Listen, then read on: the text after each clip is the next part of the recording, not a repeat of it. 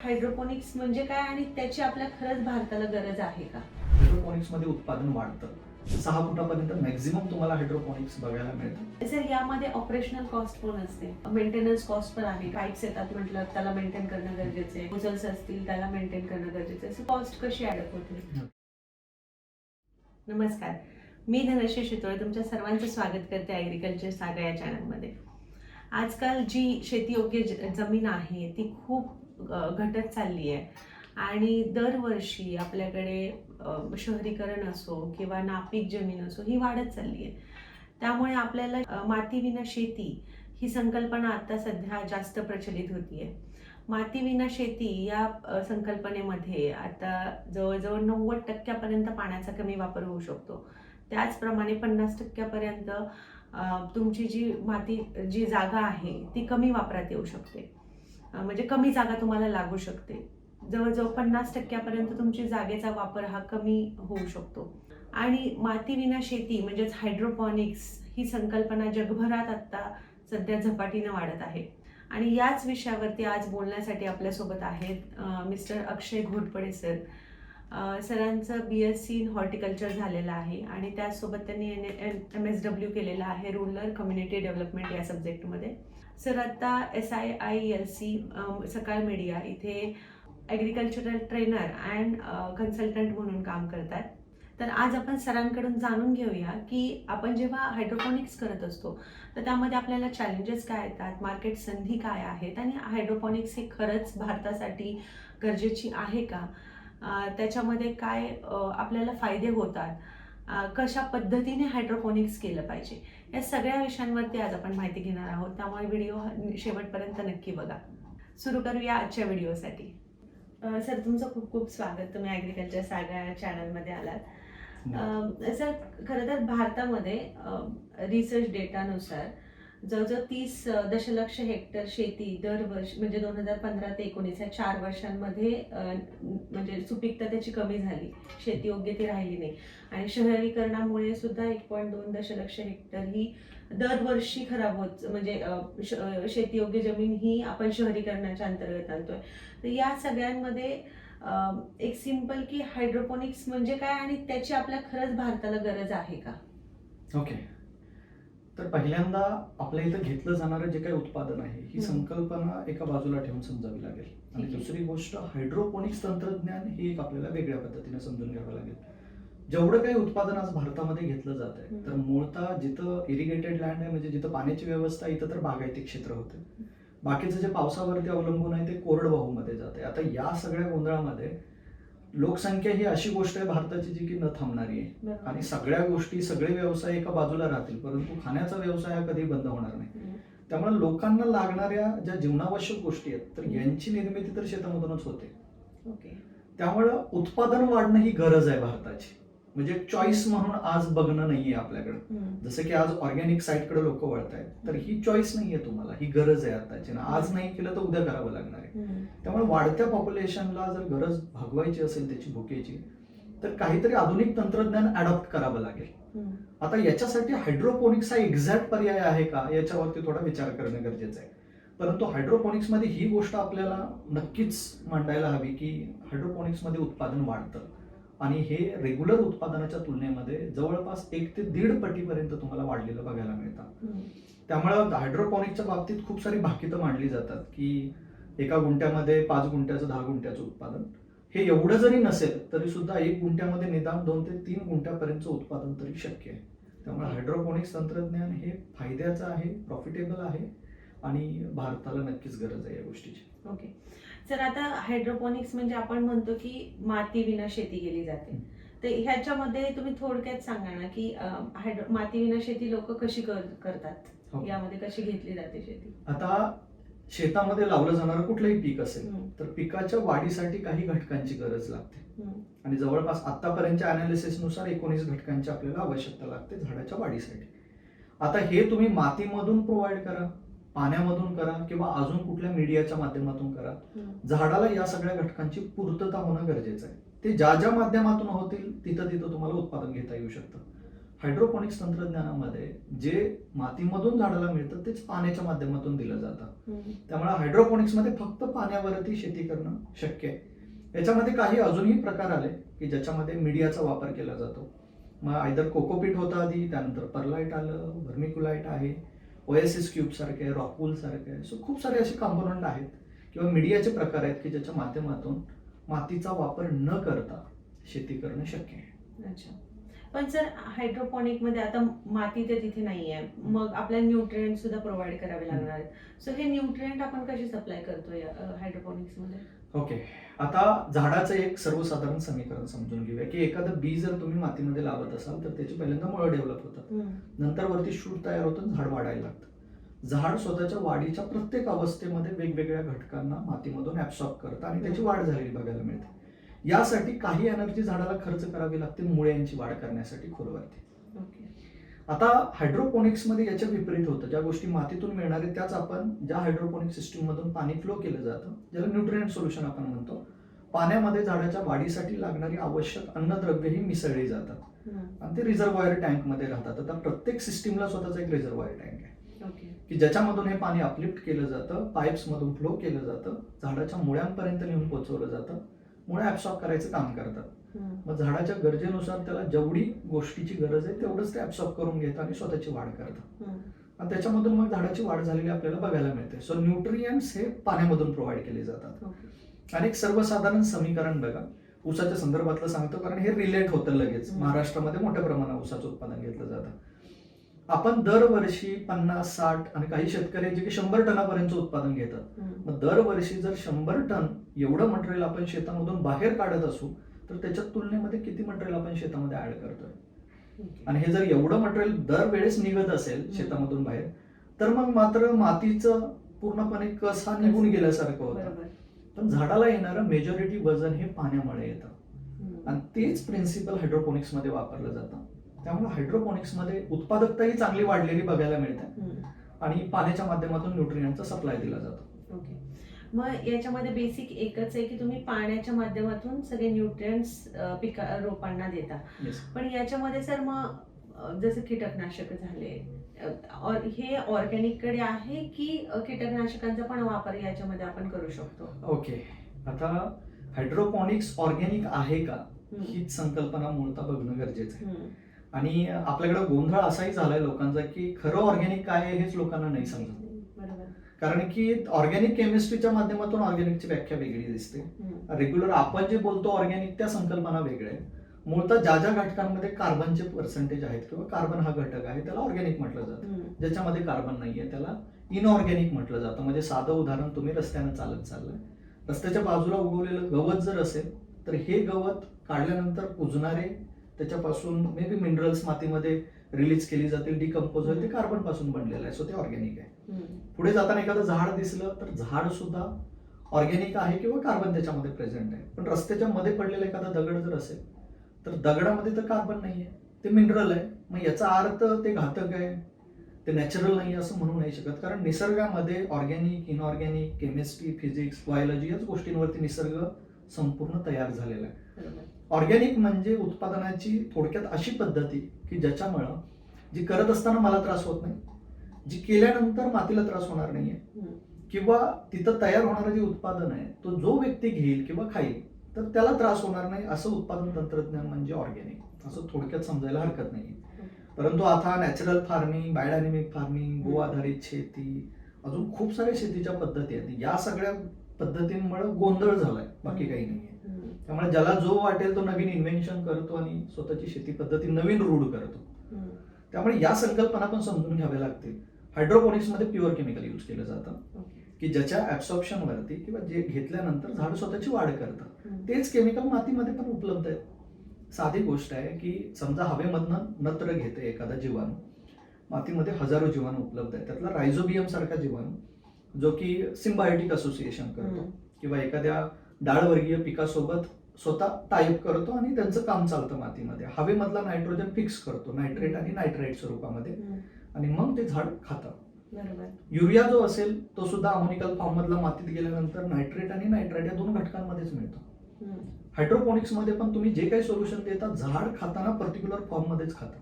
त्यामुळे तुम्ही कुठलाही सेगमेंट वापरा. प्रॉब्लेम रासायनिकचा हा आहे एवढा, जी रासायनिक खतं आज मार्केटमध्ये अवेलेबल आहेत, की त्याच्यासोबत येणारं जे बाइंडिंग मटेरियल आहे, उदाहरणार्थ युरियामध्ये 46% नत्र आहे, पण राहिलेलं जे 54% आहे हे बाइंडिंग मटेरियल म्हणून यूज केलं जातं. वेगवेगळे सॉल्ट्स वापरले जातात.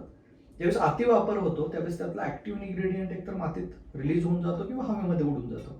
राहिलेले सॉल्ट डिपॉझिट होतात आणि या सॉल्ट्समुळे इश्यू आहे. आता प्रॉब्लेम तोच आहे. त्यामुळे त्याचं प्रमाण कमी व्हायला हवं. लोकांनी गोंधळ करून ठेवलाय, म्हणजे केमिकल म्हटलं की घातक आहे असंच म्हणतात लोक. बरोबर आहे. आता उन्हाळा वाढत चाललाय, प्रत्येक जण लिंबू सरबत तर पिलंच. लिंबामध्ये असणारं सायट्रिक ऍसिड हे ऍक्सेप्टेबल आहे लोकांना, पण जे सिंथेटिकली तयार केलं जातं दोघांचं मोलिक्युलर फॉर्म्युला एकच आहे. एका जे सिंथेटिकली केलं जातं त्याचं कॉन्सन्ट्रेशन जास्त आहे, पण प्रत्येक गोष्ट जर प्रमाणात असेल तर त्याचा उपयोग चांगला आहे. नॅचरल जरी असेल ते पण मर्यादित वापरायला हवं, अन्यथा त्याचाही दुष्परिणाम बघायला मिळतो. बरोबर. पण यामध्ये मग सर कीटकनाशकांचा वापर होतो की, कारण जसं आपण पाहतो की मातीमध्ये मायक्रोब्स असतात, काही पेस्ट गवतांमुळे येतात, भरपूर गोष्टी अटॅक होण्यासाठी चान्सेस असतात ओपन ग्राउंडवरती जेव्हा आपण पारंपरिक शेती पद्धती बघतो. तसं हायड्रोपोनिक्स ही पूर्ण कंट्रोल असते. सो त्याच्यामध्ये पेस्टिसाइडचा वापर केला जातो की एवढी गरज भासत नाही, काय आहे? पारंपरिक शेतीमध्ये एक गोष्ट आपल्याला बघायला हवी की शेतामध्ये तणांचा प्रादुर्भाव होतो. तण वाढलं की किडींना लपण्यासाठी जागा मिळतो, किडींचा प्रादुर्भाव वाढतो आणि एकदा कीड लागायला सुरुवात झाली पिकावरती की त्यानंतर पाठीमागून लगेच रोगांचा प्रादुर्भाव व्हायला सुरुवात होतो. ॲज अ सेकंडरी इन्फेक्शन म्हणून. ती गोष्ट हायड्रोपोनिक्समध्ये बघायला मिळत नाही, कारण की खालनं पूर्णपणे मॅटिंग केलं जातं आणि तण उगवण्याची संभाव्यता पूर्णपणे संपून जाते. जिथं तण उगवत नाही तिथं किडींना लपण्यासाठी जागा नाही, सो किडींचा प्रादुर्भाव कमी होतो आणि अल्टिमेटली कीटकनाशकांचा वापर कमी होतो. आणि एकदा किडींचा वापर किडीत जर नाहीत आल्या तर मग मात्र रोगांचा प्रादुर्भाव होण्याची संभाव्यता पण पूर्णपणे संपून जाते. त्यामुळं पूर्णच याच्यामध्ये किडींचा प्रादुर्भावच होत नाही असं मला म्हणायचं नाहीये, पण जो काही थोडाफार होईल तर हा ऑर्गॅनिक पेस्टिसाइड्स असतील किंवा इन्सेक्ट रिपेलंट आहेत यांच्या माध्यमातून कंट्रोलमध्ये घेता येतं. त्यामुळं तो खूप मोठी बाब नाही होत, कंट्रोल करणं इझी जातं. थोडक्यामध्ये प्रायमरी इन्फेक्शन असतानाच तुम्ही, आणि शेवटी हायड्रोपोनिक्स करतोय, एवढी गुंतवणूक घालतो माणूस, त्यामुळे तो काळजीपूर्वक सुपरविजनही ठेवतो त्याच्यावरती. त्यामुळे लगेच कीड आली की त्याला ट्रीटमेंट करणं ह्या बाबी आपल्याला बघायला मिळतं. बरोबर. आणि सर आता जसं आपण आता कीटकनाशकांबद्दल बोललो किंवा न्यूट्रिएंट्स बद्दल बोलतोय, तर न्यूट्रिएंट्स आणि न्यूट्रिएंट्सचं बॅलन्स ठेवणं किती महत्वाचं आहे, कारण हे पूर्णपणे त्याच्यावरतीच काम करते सिस्टीम. सो आपल्याला न्यूट्रिएंट्सचं बॅलन्स पण खूप महत्वाचा असेल, तो कसा ठेवला पाहिजे त्याच्याबद्दल काय सांगाल? ओके. हायड्रोपोनिक्सचं आता तरी मार्केटमध्ये जेवढे काही सोल्युशन्स अवेलेबल आहेत ते स्टँडर्ड फॉर्म्युलेशन्समध्ये येतात. जसं आपण म्हणतो की एखादं लहान मुलं असेल तर त्याला सुरुवातीला बेबी फूड दिलं जातं, जसं मोठं व्हायला लागेल, खायला लागेल, त्या पद्धतीने त्याला हळूहळू जेवणाचं आय थिंक क्वांटिटी पण वाढते आणि त्यानुसार मग बाकीचं अन्न पण त्याला द्यायला सुरुवात केली जाते. हायड्रोपोनिक्समध्ये सुरुवात करताना कमी कॉन्सन्ट्रेशन पासून केली जाते. सो एक स्टँडर्ड फॉर्म्युलेशन आहे, बनवून ठेवलं जातं, आयदर लिक्विड व्हेजिटेबलसाठी असेल, फ्रूट व्हेजिटेबलसाठी असेल. कारण की पालेभाज्यांमधून आपल्याला अपेक्षित आहे त्याच्या पानांची वाढ होणं, तिथं आपण फुलाची किंवा फळाची अपेक्षा करत नाही. जसं की झाडाच्या वाढीसाठी लागणारे जेवढे काही प्रायमरी अन्न घटक आहेत ज्याच्यात नायट्रोजन, फॉस्फरस आणि पोटॅशियम येतं, आता बाकीचे अन्न घटक आपण एक वेळ बाजूला ठेवले, हे 3 घटक जरी बघितले तर नायट्रोजन ही पानांची वाढ करणं, फांद्यांची वाढ करणं, फुटव्याची संख्या असेल, पानाची लांबी, रुंदी, अगदी रंगापर्यंत गोष्टी नायट्रोजनवर डिपेंड असतात. फॉस्फरस जो आहे हा फांद्यांना मजबूती देतो आणि मुळ्यांना मजबूती देतो, आणि पोटॅशियम जो आहे हा फुलधारण्याच्या अवस्थेमध्ये, मग फुलाचं फळामध्ये रूपांतर होणं, फळाची रचना, आकार, रंग, चव या सगळ्या गोष्टी मेंटेन करतो. मग याच्यामध्ये समजा जर तुम्ही लेट्यूस सारख्या भाज्या ग्रो करत असाल किंवा पालेभाज्या ग्रो करत असाल, आयदर त्या एक्झॉटिक असतील, विदेशी असतील किंवा देशी असतील, तर अशा वेळी त्याला नायट्रोजन जास्त असणारं न्यूट्रिएंट सोल्युशन प्रोव्हाइड केलं जातं. आणि जर समजा तुम्हाला पुढे फळधारणा आणि फुलं जर हवी असतील तर मग मात्र तुम्हाला कंपोजिशन मध्ये बदल करावा लागतो. आता हे एक स्टँडर्ड फॉर्म्युलेशन हे कॉमन यूज केलं जातं, पण काही स्पेशलाइज फॉर्म्युलेशन्स पण आहेत जे की टोमॅटोसाठी असेल किंवा अमेरिकन कुकुंबर आहे त्याच्यासाठी किंवा तुमचे कॅप्सिकम्स आहेत तर याच्यासाठी यूज केलं जातं. त्यामुळे त्यानुसार त्याच्यात बदल करावा लागतो.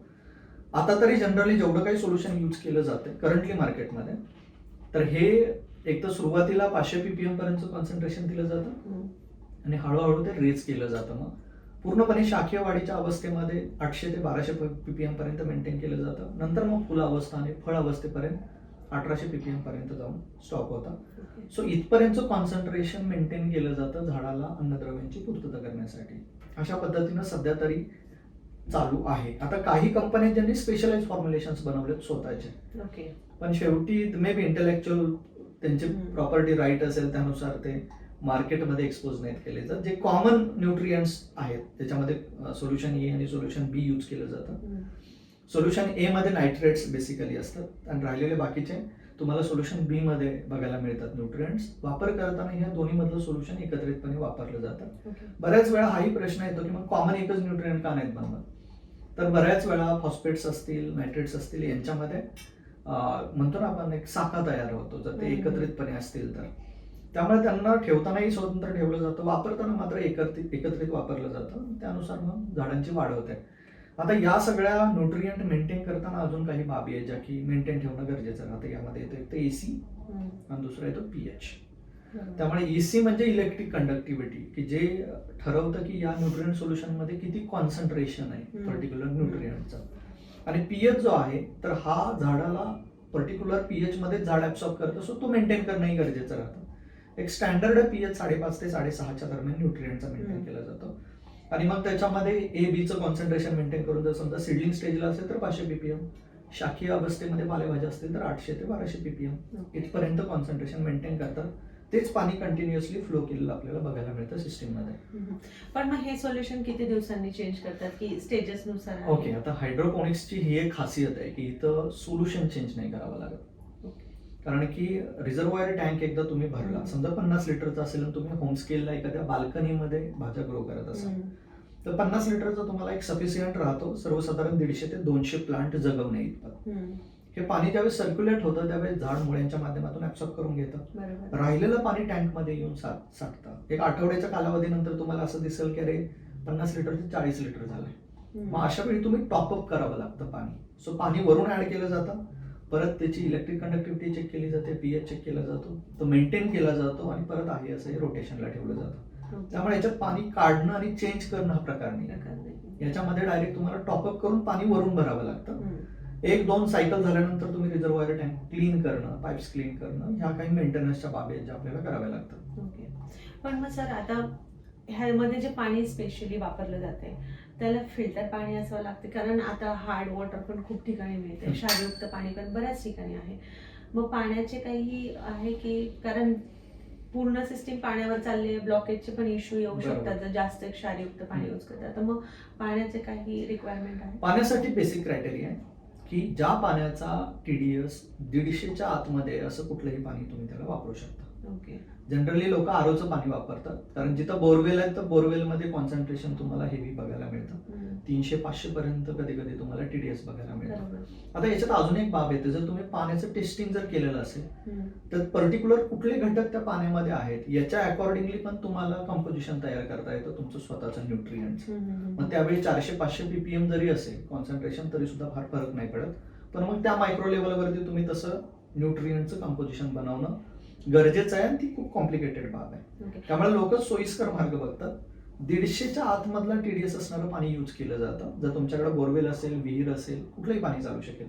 काही ठिकाणी असंही होतं की बोरवेलचं पाणी काढलं जातं, रिझर्वायर टँकमध्ये ठेवलं जातं किंवा स्टोरेज टँकमध्ये ठेवलं जातं, महिनाभरासाठी सेटल केलं जातं, नंतर पाणीचा उपसा केला जातो. त्यावेळेस पण TDS तुम्हाला कमी झालेला बघायला मिळतं. त्यामुळे विहिरीचं चालू शकतं, बोरचं चालेल, कुठलेही सोर्सेस चालतील. इव्हन सिटीमध्ये राहत असाल तर जे तुमचं म्युन्सिपालिटीचं पाणी येतं ते पण चालू शकतं, कॉर्पोरेशनचं पाणी पण चालू शकतं. अट एकच आहे, TDS त्याचा 150च्या आतमध्ये असणार. पण मग हे हायड्रोफार्मिंग चालू करण्या अगोदर कंपल्शन आहे की तुम्ही वॉटर टेस्टिंग केली पाहिजे की काय? होय, कारण की ही खूप बेसिक आणि सुरुवातीची स्टेज आहे. कारण की पहिल्यांदा तर तुम्हाला पाणी चेक करावं लागेल, कारण त्याच्यावरच ही अख्खी सिस्टीम चालणार. मग असं व्हायला नको की अरे पूर्णपणे सिस्टीम इन्स्टॉल झाली नंतर समजलं की पाणीच कम्पॅटेबल नाहीये आपल्याला, ती कॉम्प्लिकेटेड बाब होईल. मग RO इन्स्टॉल करून त्याचं पाणी यूज करणं, अगेन कॉस्ट ऑफ प्रोडक्शन वाढते अननेसेसरी. आणि मग एक्सपेक्टेशन पण वाढतात की अरे मी एवढा खर्च केला या सिस्टीमसाठी, माझी भाजी एवढ्यानं विकली गेली पाहिजे, तर तो एक गोंधळ होतो. मग ते मार्केटला मॅच नाही झालं की तुमचा विक्री होत नाही, विक्री नाही झाली की परत डिमोटिवेशन आणि त्याच गोंधळामध्ये माणूस अडकून राहतो. त्यामुळं हायड्रोपोनिक्सचे आता जर तुम्ही जेवढे काही सिस्टीम बघाल, लोक ऑनलाईनही परचेस करतायत, घरीही करायचा प्रयत्न करतायत, मेजॉरिटी सिस्टम्स तुम्हाला फेल झालेल्या बघायला मिळतात आणि हे एक मोठं रिझन आहे त्याच्या पाठीमागचं. सर माझा एक क्वेश्चन होता की आता तुम्ही जे बोललात की लेट्यूस वगैरे प्रोड्यूस करतात किंवा टोमॅटोसाठी काही सोल्युशन्स आले, हं. तर हायड्रोपॉनिक्समध्ये मोस्टली एक्झॉटिक व्हेजिटेबल्ससाठी ओळखलं जातं की खूप लोक एक्झॉटिक व्हेजिटेबल्सच त्याच्यामध्ये प्रोडक्शन करतात. बरोबर. तर कोणते क्रॉप सुटेबल आहेत आणि कोणते क्रॉप आपण घेऊ शकतो या सिस्टीममध्ये? ओके. आता तरी बघितलं तुम्ही करंटली तर मार्केटमध्ये लेट्यूस हे बऱ्यापैकी लोक घेतात कारण हम्म. इझी आहे ग्रो करायला. विंटरमध्ये खूप चांगलं येतं, ते मातीमध्ये पण तेवढंच चांगलं येतं जेवढं ते हायड्रोपोनिक्समध्ये येतं. त्यामुळे हायड्रोपोनिक्स हे कमी कालावधीमध्ये येण्यासाठी त्याच्याकडे बघितलं जातं प्रामुख्यानं. आणि कमर्शियल दृष्टिकोनातून जर तुम्ही विचारत असाल तर लेट्यूस वरती फक्त थांबून नाही चालणार. कारण की एक साधा प्रश्न विचारायचा कधीही स्वतःला की मी लास्ट टाइम लेट्यूस कधी खाल्लेलं होतं, किंवा माझ्या आजूबाजूची जी काय माझ्या ओळखीतली 10 ते 15 लोक आहेत त्यापैकी किती जण आहेत जे की लेट्यूस खातात आता किंवा कन्झ्युम करतात. ते जर खात नसतील तर तुमचा ग्राहक तुमच्या आजूबाजूला नाहीये आणि तुम्ही पर्टिक्युलर रेस्टॉरंटवरती डिपेंड राहून किंवा मी एक्सपोर्ट करेन या भविष्यामध्ये जगून नाही चालणार.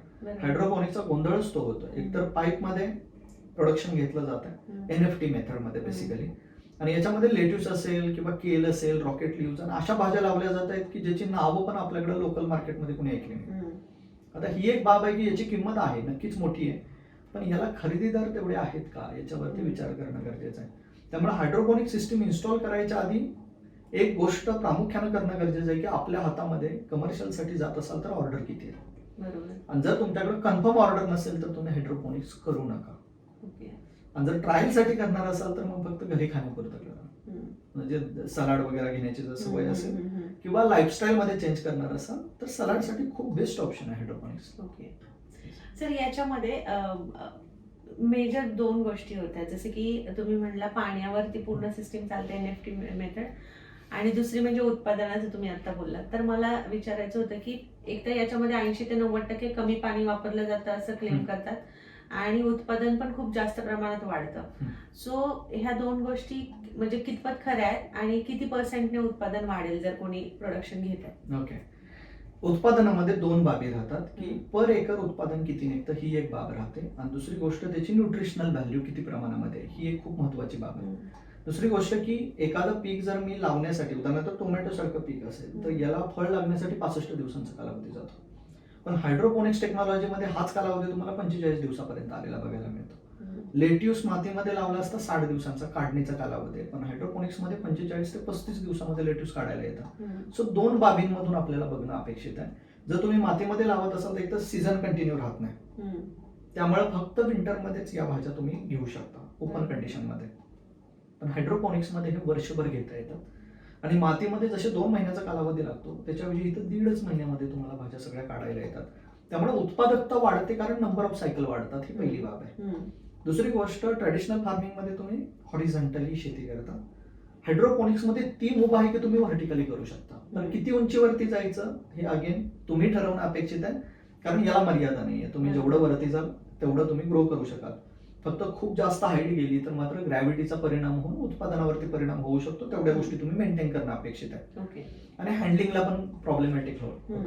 सुरुवातीला 8-8 फुटापर्यंत तुम्हाला वेगवेगळे व्हर्टिकल स्ट्रँड्स बघायला मिळाले असतील हायड्रोपोनिक्सचे, पण आता तेवढी हाईट नाहीये. 6 फुटापर्यंत मॅक्झिमम तुम्हाला हायड्रोपोनिक्स बघायला मिळतं. आयदर ते फ्रेम मध्ये असेल, NFT पाईप मधलं असेल, कारण ते मेंटेनन्सला सोपं पडतं. हाईट जेवढी जास्त तेवढं प्रॉब्लेमॅटिक ठरतं. त्यामुळे हायड्रोपोनिक्समध्ये डेफिनेटली उत्पादकता वाढते कारण तुम्ही व्हर्टिकली जाता.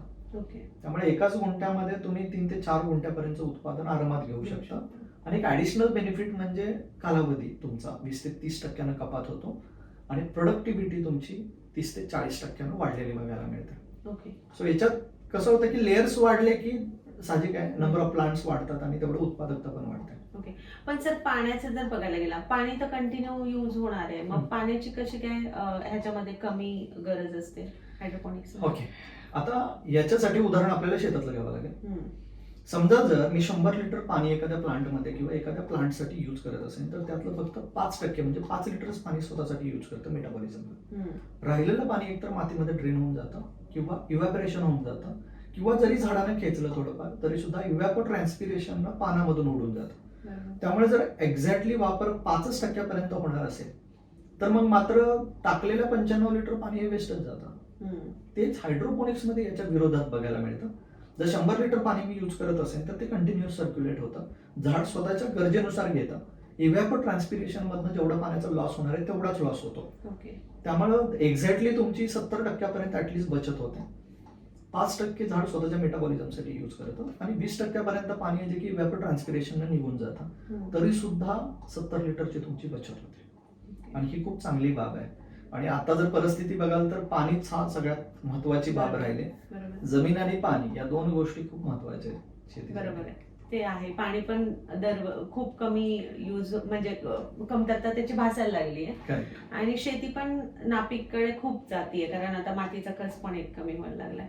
सो दोन गोष्टींसाठी मला वाटतं चांगले उपाय आहे. पण सर याच्यामध्ये आता सिस्टीम कोणत्या पद्धतीने घेतली, म्हणजे हायड्रोपोनिक्स मध्ये पण प्रकार आहेत भरपूर, NFT मेथड आहे, अजून काही मेथड्स आहेत, तर कोणती बेस्ट आहे, सुटेबल राहते एखाद्या नवीन पर्सनला स्टार्ट करण्यासाठी आणि त्याचे काय डिफरन्सेस आहेत? ओके.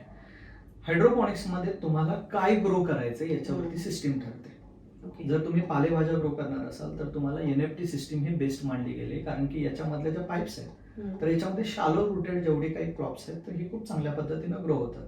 आणि आपल्याकडं सध्या पाईप्स मध्ये ग्रो करायचं म्हटलं तर ऑप्शन्स खूप सारे नाही आहेत. आणि ज्या रेग्युलर भाज्या आहेत, तुमच्या मेथी असेल किंवा माठाची भाजी असेल, आंबट चुकान ज्या लोकलला भाज्या यूज केल्या जातात किंवा वापरल्या जातात त्या तिथं लावता येत नाहीत, कारण त्याची क्वांटिटी तेवढी मिळत नाही. म्हणजे अखंड एका पाईप मध्ये जेवढ्या ग्रो होतील त्याची एकच पेंडी होईल. पालक परवडतो कारण पालक हा क्लम्स मध्ये वाढतो, सो त्याचा बंच होतो चांगला तयार, सो तुम्ही यूज करू शकाल. सो पालक एक भाजी आहे जी की लोकलला पण चालू शकते, ज्या हायड्रोपोनिक्स मध्ये येते तर ती एक भाजी आहे. मग दुसरे सलाडसाठी वापरल्या जाणाऱ्या सगळ्या भाज्या येतात. मग त्याच्यात लेट्यूस असेल, तुमची केल असेल, रॉकेट लिव्ज असतील, तर या भाज्या येतात की ज्यांची वाढ केली जाते. मग लेट्यूस मध्ये पण अगेन प्रकार येतात, कर्ली लेट्यूस कॅटेगरीमध्ये येतात. मग त्याच्यात काही न्यूऑन कलर मध्ये आहे, लुलो रोसो, लुलो बियोंडो सारख्या व्हरायटीज आहेत ज्यांचा वापर केला जातो. रोमेन लेट्यूस आहे, आईसबर्ग लेट्यूस आहे. मग यांची वाढ पाईप्स मध्ये केली जाते. थोडक्यात काय की ज्या पालेभाज्या आहेत त्या आपल्याला NFT चॅनल मध्ये ग्रो करता येतात. ज्या फ्रूट व्हेजिटेबल्स आहेत तर त्याच्या मुळ्यांची डेप्थ खूप जाते, सो याला जागा भरपूर लागतो. ह्याच्यासाठी एकतर डीप वॉटर कल्चरचा वापर केला जातो किंवा डच बकेट मेथडचा वापर केला जातो. डच बकेट मेथडमध्ये तुम्ही बकेट्समध्ये प्लांट्स लावू शकता कुठल्याही फळभाज्यांचं, स्पेशली टोमॅटो असेल किंवा काकडी असेल किंवा वांगी असतील, यांचं उत्पादन मोठ्या प्रमाणावरती डच बकेटमध्ये घेतलं जातं. डच बकेट मेथड ही फ्रूट व्हेजिटेबलसाठी सगळ्यात बेस्ट राहते. 3 नंबरची जी मेथड येते की जी डीप वॉटर कल्चरची. डीप वॉटर कल्चरमध्ये तुम्ही फळभाज्याही घेऊ शकता आणि पालेभाज्याही घेऊ शकता. दोघांसाठी सगळ्यात सुटेबल असणारी मेथड म्हणजे तुमची डीप वॉटर कल्चर मेथड. आता डीप वॉटर कल्चरमध्ये फिक्स राफ्ट मेथड एक येते आणि मोबाईल राफ्ट एक येतो जो खालतीवरती पास होतो. आता या मेथडचा वापर केला जातो हायब्रिड मोडमध्ये. म्हणजे स्पेशली लोकांनी ॲक्वापोनिक्स ऐकलं असेल खूप जणांनी. ॲक्वापोनिक्स ही अशी पद्धत आहे की ज्याच्यामध्ये माशांचं जे वेस्ट आहे तर त्याचं युटिलायझेशन करून आपण भाजीपाला उत्पादन घेतो. ॲक्वापोनिक्स मध्ये हा पण गैरसमज आहे की भाज्यांचे उत्पादन करण्यासाठी मासे पाळले जातात. मूळतः ॲक्वापोनिक्सचा मेन प्रोडक्ट तुमच्या माशांचं उत्पादन आहे. राहिलेला जो एक्सक्रीट आहे त्यांचा तो पंप केला जातो, दुसऱ्या टँकमध्ये जमा केला जातो. त्या टँकमध्ये फोम शीट सोडल्या जातात आणि त्याच्यावरती प्लांट्स लावतात जे वाढतात चांगले. कारण माशांचा जो एक्सक्रीट आहे अमोनिया फॉर्म मधला हा नायट्रोसुमोनास, नायट्रोबॅक्टर यांच्या थ्रू कन्वर्ट केला जातो आणि मग त्याच्यावरती झाडांची वाढ खूप चांगल्या पद्धतीने झालेली बघायला मिळते. फक्त लिमिटेशन आहे तिथं फक्त पालेभाज्या ग्रो होतात. अदरवाईज बाकी छोट्या सिस्टीम्स मध्ये डीप वॉटर कल्चरच्या तुम्ही फळभाज्या सुद्धा ग्रो करू शकता. सो ही आहे डीप वॉटर कल्चर. नंतरची जी मेथड येते ती आहे wick bed method. Wick bed method ही स्पेशली त्या भाज्यांसाठी आहे, मूळवर्गीय भाज्यांसाठी. सो समजा एखादा म्हटला की मला मुळा किंवा गाजर किंवा बीटचं उत्पादन घ्यायचं आहे तर मग हायड्रोपोनिक्स मध्ये ऑप्शन आहे का, तर येस. मीडिया बेस्ड हायड्रोपोनिक्स मेथडमध्ये वीक बेड ही एक मेथड आहे की ज्याच्यामध्ये मीडियाचा बेड तयार केला जातो आणि खालच्या बाजूने त्याला परमेबल एक मेम्ब्रेन ऍड करून खालून पाणी फ्लो केलं जातं. पाणी खालून वरती झिरपत जातं आणि झाड स्वतःला लागेल एवढ्या पाण्याचा वापर करून घेतं. पण याला कसं होतं की ट्रू हायड्रोपोनिक्स असं कन्सिडर केलं जात नाही, याला सेमी हायड्रोपोनिक्स पद्धती अशा पद्धतीचं नाव किंवा अशा पद्धतीची सिस्टीम म्हणून ओळखेल आपल्याला बघायला मिळते. वीक मेथड येते, वीक बेड मेथड. मग त्याच्यामध्ये जो बेड मीडिया बेड तयार केला जातो तो मीडिया बेड कोको बेस मध्ये असतो किंवा परलाइट मेजॉरिटी यूज केलं जातं. परलाइट याला थोडक्यात असं समजायला हरकत नाहीये की आपल्याकडे जशी कॅन्डी किंवा पॉपकॉर्न्स तयार करतो आपण, मक्याचे असेल किंवा ज्वारीचे असतील, तर यातं तुम्हाला दगडाचे पॉपकॉर्न केलं असं समजायला हरकत नाही. सो दगडाला मेल्ट केलं जातं किंवा एवढ्या टेम्परेचरवरती त्याला बेक केलं जातं की त्याचे व्हाईट कलरमध्ये परलाईट हा प्रोडक्ट तयार होतो. आता हे सिंथेटिक मटेरियल आहे ऍक्च्युली, याला नॅचरली म्हणता येणार नाही, पण त्याचा उपयोग ॲज अ मीडिया बेड तयार करण्यासाठी किंवा मीडिया म्हणून यूज केला जातो. एक कॉमन उदाहरण सगळ्यांना आठवत असेल तर तुम्ही ज्यावेळेस नर्सरीत झाड खरेदी करायला जाता त्यावेळेस नर्सरीतनं आणलेल्या प्लॉटमध्ये जे सफेद रंगाचे दिसतात छोटे छोटे पार्टिकल्स ते परलाईटचे असतात. काही लोक त्याला थर्मोकॉल समजून गैरसमज करून घेतात, तर ते परलाईटचे असतात. याच्यामुळे पोरोसिटी वाढते खूप चांगली आणि झाडांच्या मुळ्यांना ऑक्सिजन मोठ्या प्रमाणावरती पुरवठा केला जातो, त्यामुळे मुळं कुजत नाही. म्हणून तुम्ही घरी रोप तयार करणं नर्सरीत तयार करणं हातला फरक राहतो, डिफरन्स राहतो. आणि काही गोष्टी आहेत ज्या की नाहीत मांडल्या जात पब्लिकच्या समोर, तो पण एक प्रॉब्लेमच आहे. तर ती एक गोष्ट आहे, तो मीडिया वापरला जातो. अजून एक मेथड येते याला फ्लड अँड ड्रेन मेथड म्हटलं जातं. बेसिकली एका ट्रेमध्ये खालून पाणी पंप केलं जातं, त्याला एक रिटर्न बॉल पण ठेवला जातो. पर्टिक्युलर लेवलला पाणी आलं की ऑटोमॅटिक बॉल ऍक्टिव्ह होतो, पाणी खाली ड्रेन होऊन जातं. प्रत्येक अर्ध्या तासानंतर हे पाणी भरणं आणि सोडणं अशा पद्धतीची प्रोसेस राहते. बेसिकली हायड्रोपोनिक्समध्ये फक्त पालेभाज्या फळभाज्याच घेतल्या जातात असं नाहीये. तर ज्या तुमच्या फ्लावर प्लांट्स आहेत, ऑर्किड्सचं प्रोडक्शन असेल, ग्लॅडिओलस असेल, तर यांच्या उत्पादनासाठी फ्लड आणि ड्रेन मेथड वापरली जाते. तर हायड्रोपोनिक्सला मर्यादा नाहीये, तुम्ही सगळ्या प्रकारची झाडं त्याच्यात ग्रो करू शकता, अगदी फळ झाडांपर्यंत पण ग्रो करता येतं. सिस्टीम तेवढी तुमच्याकडे स्ट्रॉंग पाहिजे आणि गुंतवणूक करण्याची तयारी पाहिजे. तेव्हा तोच एक प्रश्न आहे की जो आम्ही प्रत्येक वेळी मांडतो की हायड्रोपोनिक्स मध्ये सगळं काही शक्य आहे, तुम्हाला काय परवडेल हे तुम्ही बघणं गरजेची बाब आहे. बरोबर सर. याच्यामध्ये अजून एक जे नॉर्मली आपण पाहतो की हायड्रोपोनिक्सचे जे फार्म्स असतात त्यांना क्लोज शेड व पॉली हाऊस असतात, पूर्ण क्लोज. मग पॉली हाऊसची गरज आहे की तुम्ही लास्ट टाइम पण मला बोलला होता की ओपन सेमी ओपन जेव्हा गरज नाहीये तेव्हा ओपन करू शकतात असे पण हा पॉली हाऊस ते बनवू शकतात, म्हणजे कुठलं सुटेबल राहील याच्यामध्ये? ओके, हायड्रोपोनिक्स मूळतः आता शेड किंवा पॉली हाऊस करण्याचं कारण एक आहे की आपल्याला वर्षभर भाज्या घेता याव्या, हे एकमेव कारण आहे. आपलं इंडियन जेवढं क्लायमेट आहे हे विंटरसाठी सुटेबल राहतं, ज्या काही भाज्या आपण ग्रो करतो याच्यामध्ये. पण समरला टेम्परेचर खूप हार्ड जातं. म्हणजे अगदी पुण्याचा विचार केला तर तुम्ही तर 40-42 डिग्री सेल्सिअस पर्यंत टेम्परेचर पाठीमागच्या वर्षी गेलं आणि ह्या वर्षी ते चुकणार नाही. त्यात अल निनोचा प्रभाव, त्यामुळे पाऊस कदाचित थोडा लांबणीवरती पडेल, ही एक बाब आपल्याला बघायला मिळेल. सो टेम्परेचर, वाढत्या टेम्परेचरमध्ये तुम्हाला वर्षभर भाज्या घेता येत नाही, त्यामुळे कंट्रोल्ड कंडिशन हवी, म्हणून पॉलीहाऊसची गरज आहे. हायड्रोपोनिक्स बाकी शेडनेटमध्ये करता येत नाही का, तर असं नाहीये. विंटरमध्ये तुम्ही ओपन कंडिशनला हायड्रोपोनिक्स करू शकता, काहीच प्रॉब्लेम येत नाही. कारण हायड्रोपोनिक्ससाठी ज्या पाईप्स यूज केल्या जातात या NFT पाईप आहेत आणि या डबल कोटेड पाईप असतात. याच्यामुळे हीट ट्रान्सफर होत नाही. पाईप जरी वरचं कव्हर तापलं तर आतमधलं पाणी तापत नाही आणि विंटरमध्ये टेम्परेचर तेवढं हेवी जात नाही. त्यामुळे विंटरमध्ये ओपन कंडिशनला पण होईल, पण बेटर आहे की तुम्ही शेडनेटचा वापर करणं, सो ते सेफ राहील.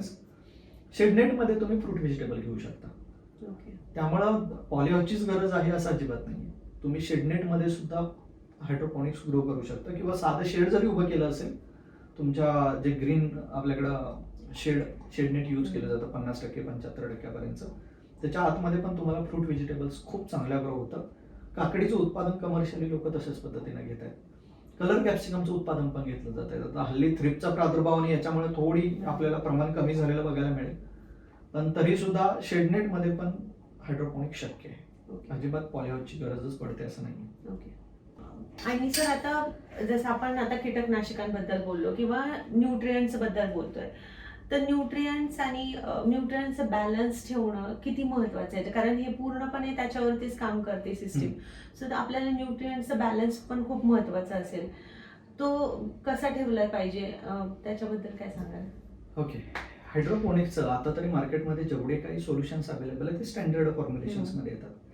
जसं आपण म्हणतो की एखादं लहान मुलं असेल तर त्याला सुरुवातीला बेबी फूड दिलं जातं, जसं मोठं व्हायला लागेल, खायला लागेल, त्या पद्धतीने त्याला हळूहळू जेवणाचं आय थिंक क्वांटिटी पण वाढते आणि त्यानुसार मग बाकीचं अन्न पण त्याला द्यायला सुरुवात केली जाते.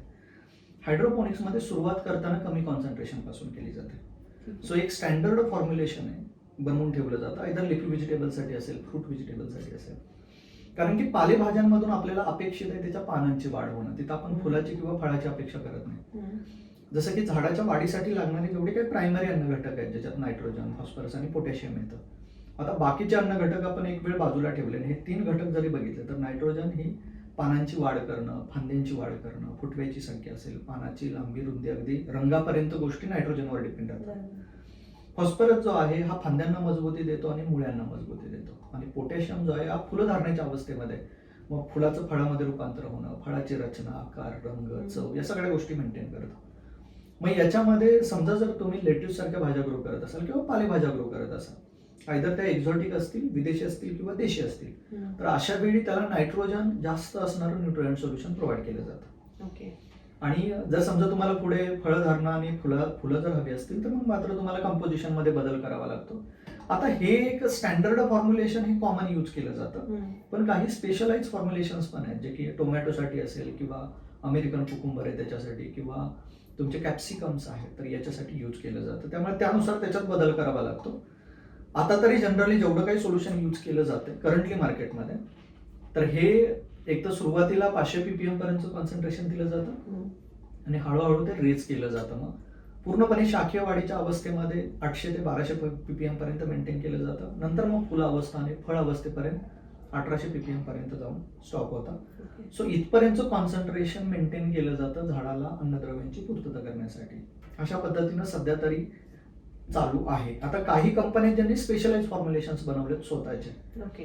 पण शेवटी मे बी इंटेलेक्च्युअल त्यांचे प्रॉपर्टी राईट असेल त्यानुसार ते मार्केटमध्ये एक्सपोज नाहीत केले जात. जे कॉमन न्यूट्रिएंट्स आहेत त्याच्यामध्ये सोल्युशन ए आणि सोल्युशन बी यूज केलं जातं. सोल्युशन ए मध्ये नायट्रेट्स बेसिकली असतात आणि राहिलेले बाकीचे तुम्हाला सोल्युशन बी मध्ये बघायला मिळतात न्यूट्रिएंट्स. वापर करताना ह्या दोन्ही मधलं सोल्युशन एकत्रितपणे वापरलं जातं. बऱ्याच वेळा हाही प्रश्न येतो की मग कॉमन एकच न्यूट्रिएंट का नाहीत बनवत, तर बऱ्याच वेळा फॉस्फेट्स असतील, नायट्रेट्स असतील यांच्यामध्ये म्हणतो ना आपण एक साखा तयार होतो जर ते एकत्रितपणे असतील तर. त्यामुळे त्यांना ठेवतानाही स्वतंत्र ठेवलं जातं, वापरताना मात्र एकत्रित वापरलं जातं. त्यानुसार मग झाडांची वाढ होते. आता या सगळ्या न्यूट्रिएंट मेंटेन करताना अजून काही बाबी आहेत ज्या की मेंटेन ठेवणं गरजेचं राहतं. यामध्ये येतो एक तर एसी आणि दुसरा येतो पीएच. त्यामुळे एसी म्हणजे इलेक्ट्रिक कंडक्टिव्हिटी की जे ठरवतं की या न्यूट्रिएंट सोल्युशन मध्ये किती कॉन्सन्ट्रेशन आहे पर्टिक्युलर न्यूट्रिएंटचं. आणि पीएच जो आहे तर हा झाडाला पर्टिक्युलर पीएच मध्ये झाड ऍब्सॉर्ब करतो, सो तो मेंटेन करणंही गरजेचं राहतं. एक स्टँडर्ड पीएच 5.5 ते 6.5च्या दरम्यान न्यूट्रिएंटचा मेंटेन केला जातो. आणि मग त्याच्यामध्ये ए बीचं कॉन्सन्ट्रेशन मेंटेन करून जर समजा सीडलिंग स्टेजला असेल तर 500 ppm, शाखीय अवस्थेमध्ये पालेभाज्या असतील तर 800 ते 1200 ppm इथपर्यंत कॉन्सन्ट्रेशन मेंटेन करतात. तेच पाणी कंटिन्युअसली फ्लो केलेलं आपल्याला बघायला मिळतं सिस्टीम मध्ये. पण मग हे सोल्युशन किती दिवसांनी चेंज करतात की स्टेजेस नुसार? ओके. आता हायड्रोपोनिक्सची ही एक खासियत आहे की इथं सोल्युशन चेंज नाही करावं लागत. कारण की रिझर्वायर टँक एकदा तुम्ही भरला, समजा 50 लिटरचा असेल आणि तुम्ही होम स्केलला एखाद्या बाल्कनीमध्ये भाज्या ग्रो करत असाल तर 50 लिटरचा तुम्हाला एक सफिशियंट राहतो सर्वसाधारण 150 ते 200 प्लांट जगवणे इतपत. हे पाणी ज्यावेळेस सर्क्युलेट होतं त्यावेळेस झाड मुळ्यांच्या माध्यमातून ऍब्सॉर्ब करून घेतं. राहिलेलं पाणी टँकमध्ये येऊन साठतं. एक आठवड्याच्या कालावधीनंतर तुम्हाला असं दिसेल की अरे 50 लिटरचे 40 लिटर झालंय. मग अशा वेळी तुम्ही टॉपअप करावं लागतं पाणी. सो पाणी वरून ऍड केलं जातं, परत त्याची इलेक्ट्रिक कंडक्टिव्हिटी चेक केली जाते, पीएच चेक केला जातो, तो मेंटेन केला जातो आणि परत आहे असं रोटेशनला ठेवलं जातं. त्यामुळे याच्यात पाणी काढणं आणि चेंज करणं हा प्रकार नाही. याच्यामध्ये डायरेक्ट तुम्हाला टॉपअप करून पाणी वरून भरावं लागतं. 1-2 सायकल झाल्यानंतर तुम्ही रिझर्वायर टँक क्लीन करणं, पाईप्स क्लीन करणं ह्या काही मेंटेनन्सच्या बाबी आहेत ज्या आपल्याला कराव्या लागतात. ओके. पण मग सर आता ह्यामध्ये जे पाणी स्पेशली वापरलं जाते त्याला फिल्टर पाणी असावं लागते, कारण आता हार्ड वॉटर पण खूप ठिकाणी मिळते, क्षारयुक्त पाणी पण बऱ्याच ठिकाणी आहे. मग पाण्याचे काही आहे की, कारण पूर्ण सिस्टीम पाण्यावर चालली आहे, ब्लॉकेजचे पण इश्यू येऊ शकतात जर जास्त क्षारयुक्त पाणी यूज करतात, तर मग पाण्याचे काही रिक्वायरमेंट आहे? पाण्यासाठी बेसिक क्रायटेरिया आहे की ज्या पाण्याचा TDS 150च्या आतमध्ये असं कुठलंही पाणी तुम्ही त्याला वापरू शकता. ओके. जनरली लोक आरोचं पाणी वापरतात, कारण जिथं बोरवेल आहे तर बोरवेलमध्ये कॉन्सन्ट्रेशन तुम्हाला हेवी बघायला मिळतं. 300-500 पर्यंत कधी कधी तुम्हाला TDS बघायला मिळतं. आता याच्यात अजून एक बाब येते, जर तुम्ही पाण्याचं टेस्टिंग जर केलेलं असेल तर पर्टिक्युलर कुठले घटक त्या पाण्यामध्ये आहेत याच्या अकॉर्डिंगली पण तुम्हाला कंपोजिशन तयार करता येतं तुमचं स्वतःचं न्यूट्रिएंट्स. मग त्यावेळी 400-500 ppm जरी असेल कॉन्सन्ट्रेशन तरी सुद्धा फार फरक नाही पडत. पण मग त्या मायक्रो लेवलवरती तुम्ही तसं न्यूट्रिएंटचं कंपोजिशन बनवणं गरजेचं आहे आणि ती खूप कॉम्प्लिकेटेड बाब आहे. त्यामुळे लोक सोयीस्कर मार्ग बघतात. 150च्या आतमधला TDS असणारं पाणी यूज केलं जातं. जर तुमच्याकडे बोरवेल असेल, विहीर असेल, कुठलंही पाणी चालू शकेल. काही ठिकाणी असंही होतं की बोरवेलचं पाणी काढलं जातं, रिझर्वायर टँकमध्ये ठेवलं जातं किंवा स्टोरेज टँकमध्ये ठेवलं जातं, महिनाभरासाठी सेटल केलं जातं, नंतर पाणीचा उपसा केला जातो. त्यावेळेस पण TDS तुम्हाला कमी झालेला बघायला मिळतो. त्यामुळे विहिरीचं चालू शकतं, बोरचं चालेल, कुठलेही सोर्सेस चालतील. इव्हन सिटीमध्ये राहत असाल तर जे तुमचं म्युन्सिपालिटीचं पाणी येतं ते पण चालू ते पण शकतं, चालू कॉर्पोरेशनचं पाणी पण चालू शकतं. ओके. अट एकच आहे, TDS त्याचा 150च्या आतमध्ये असणार. पण मग हे हायड्रोफार्मिंग चालू करण्या अगोदर कंपल्शन आहे की तुम्ही वॉटर टेस्टिंग केली पाहिजे की काय असं? होय, कारण की ही खूप बेसिक आणि सुरुवातीची स्टेज आहे.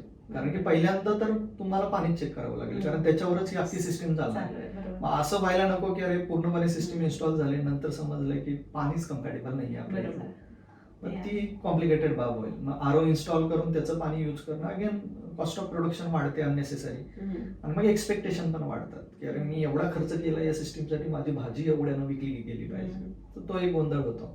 मग ते मार्केटला मॅच नाही झालं की तुमचा विक्री होत नाही, विक्री नाही झाली की परत डिमोटिवेशन आणि त्याच गोंधळामध्ये माणूस अडकून राहतो. त्यामुळं हायड्रोपोनिक्सचे आता जर तुम्ही जेवढे काही सिस्टीम बघाल, लोक ऑनलाईनही परचेस करतायत, घरीही करायचा प्रयत्न करतायत, मेजॉरिटी सिस्टम्स तुम्हाला फेल झालेल्या बघायला मिळतात आणि हे एक मोठं रिझन आहे त्याच्या पाठीमागचं. सर, माझा एक क्वेश्चन होता की आता तुम्ही जे बोललात की लेट्यूस वगैरे प्रोड्यूस करतात किंवा टोमॅटोसाठी काही सोल्युशन्स आले, तर हायड्रोपॉनिक्समध्ये मोस्टली एक्झॉटिक व्हेजिटेबल्ससाठी ओळखलं जातं की खूप लोक एक्झॉटिक व्हेजिटेबल्सच त्याच्यामध्ये प्रोडक्शन करतात. तर कोणते क्रॉप सुटेबल आहेत आणि कोणते क्रॉप आपण घेऊ शकतो या सिस्टीम मध्ये? ओके, आता तरी बघितलात तुम्ही करंटली तर मार्केटमध्ये लेट्यूस हे बऱ्यापैकी लोक घेतात, कारण इझी आहे ग्रो करायला.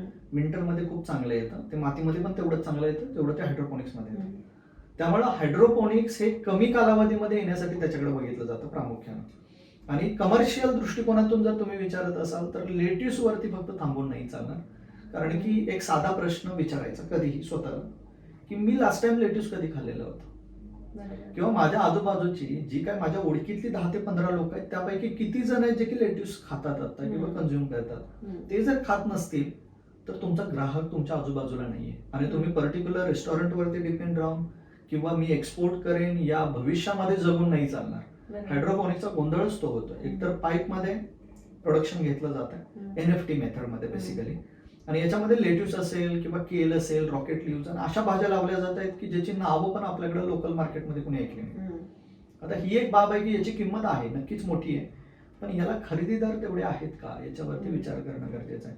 त्यामुळे हायड्रोपोनिक सिस्टीम इन्स्टॉल करायच्या आधी एक गोष्ट प्रामुख्यानं करणं गरजेचं आहे की आपल्या हातामध्ये कमर्शियलसाठी जात असाल तर ऑर्डर किती आहे. आणि जर तुमच्याकडे कन्फर्म ऑर्डर नसेल तर तुम्ही हायड्रोपोनिक्स करू नका.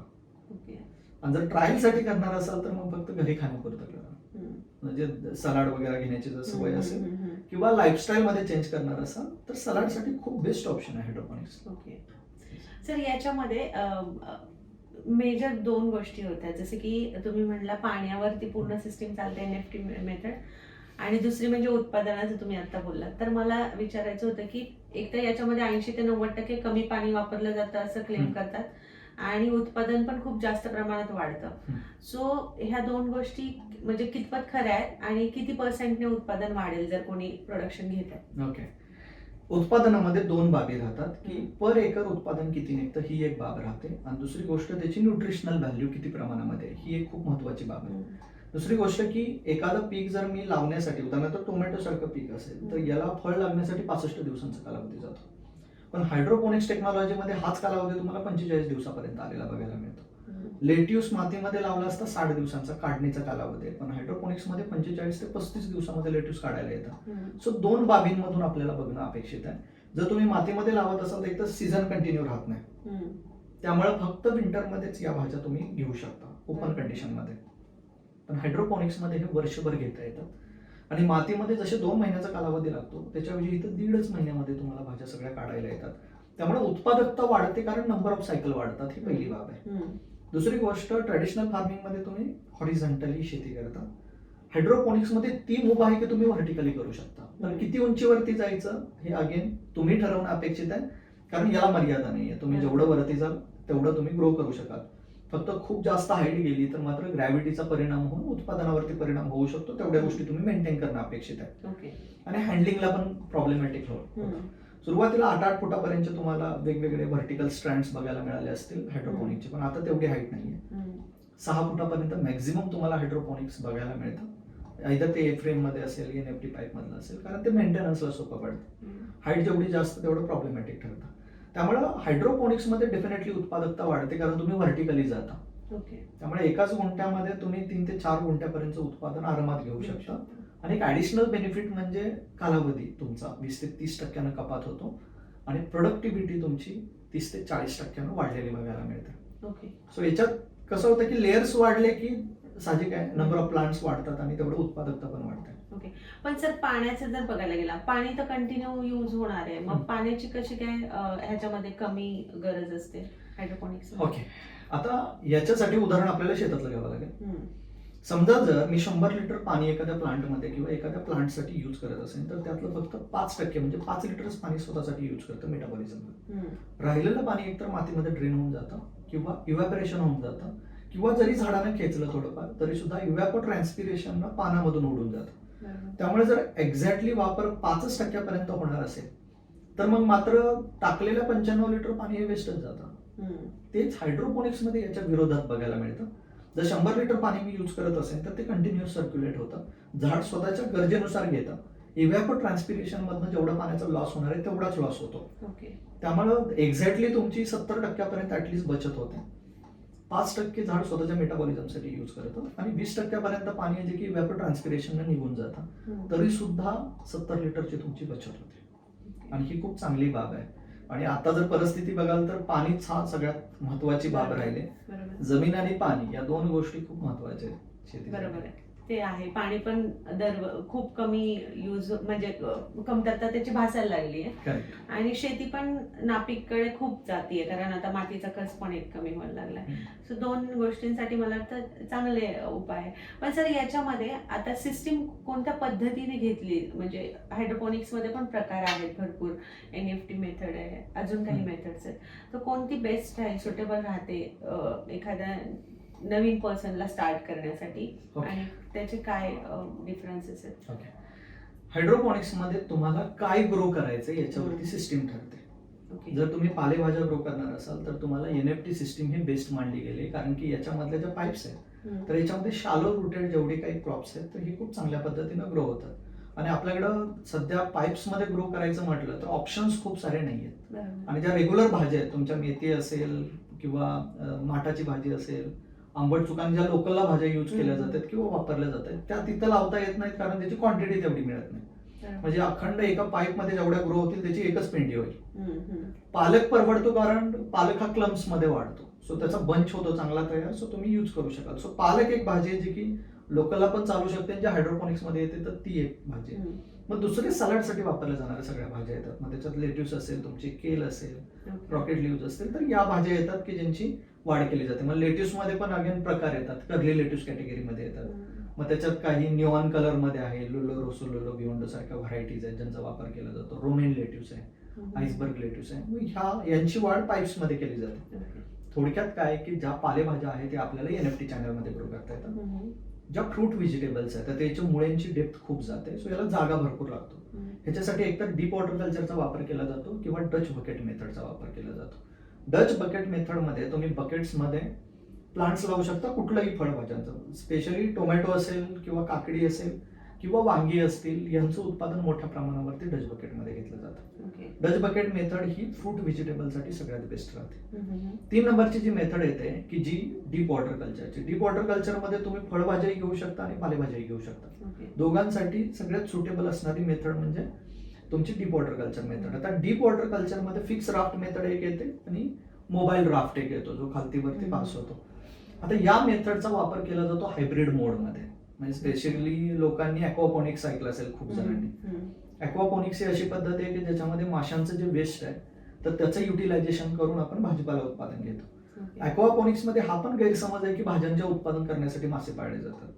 मूळतः ॲक्वापोनिक्सचा मेन प्रोडक्ट तुमच्या माशांचं उत्पादन आहे. राहिलेला जो एक्सक्रीट आहे त्यांचा तो पंप केला जातो, दुसऱ्या टँकमध्ये जमा केला जातो. त्या टँकमध्ये फोम शीट सोडल्या जातात आणि त्याच्यावरती प्लांट्स लावतात जे वाढतात चांगले. कारण माशांचा जो एक्सक्रीट आहे अमोनिया फॉर्म मधला हा नायट्रोसोमोनास, नायट्रोबॅक्टर यांच्या थ्रू कन्वर्ट केला जातो आणि मग त्याच्यावरती झाडांची वाढ खूप चांगल्या पद्धतीने झालेली बघायला मिळते. फक्त लिमिटेशन आहे तिथं फक्त पालेभाज्या ग्रो होतात. अदरवाईज बाकी छोट्या सिस्टीम्स मध्ये डीप वॉटर कल्चरच्या तुम्ही फळभाज्या सुद्धा ग्रो करू शकता. सो ही आहे डीप वॉटर कल्चर. नंतरची जी मेथड येते ती आहे wick bed method. Wick bed method ही स्पेशली त्या भाज्यांसाठी आहे, मूळवर्गीय भाज्यांसाठी. सो समजा एखादा म्हटला की मला मुळा किंवा गाजर किंवा बीटचं उत्पादन घ्यायचं आहे, तर मग हायड्रोपोनिक्स मध्ये ऑप्शन आहे का, तर येस. मीडिया बेस्ड हायड्रोपोनिक्स मेथडमध्ये विग बेड ही एक मेथड आहे की ज्याच्यामध्ये मीडियाचा बेड तयार केला जातो आणि खालच्या बाजूनं त्याला परमेबल एक मेम्ब्रेन ऍड करून खालून पाणी फ्लो केलं जातं.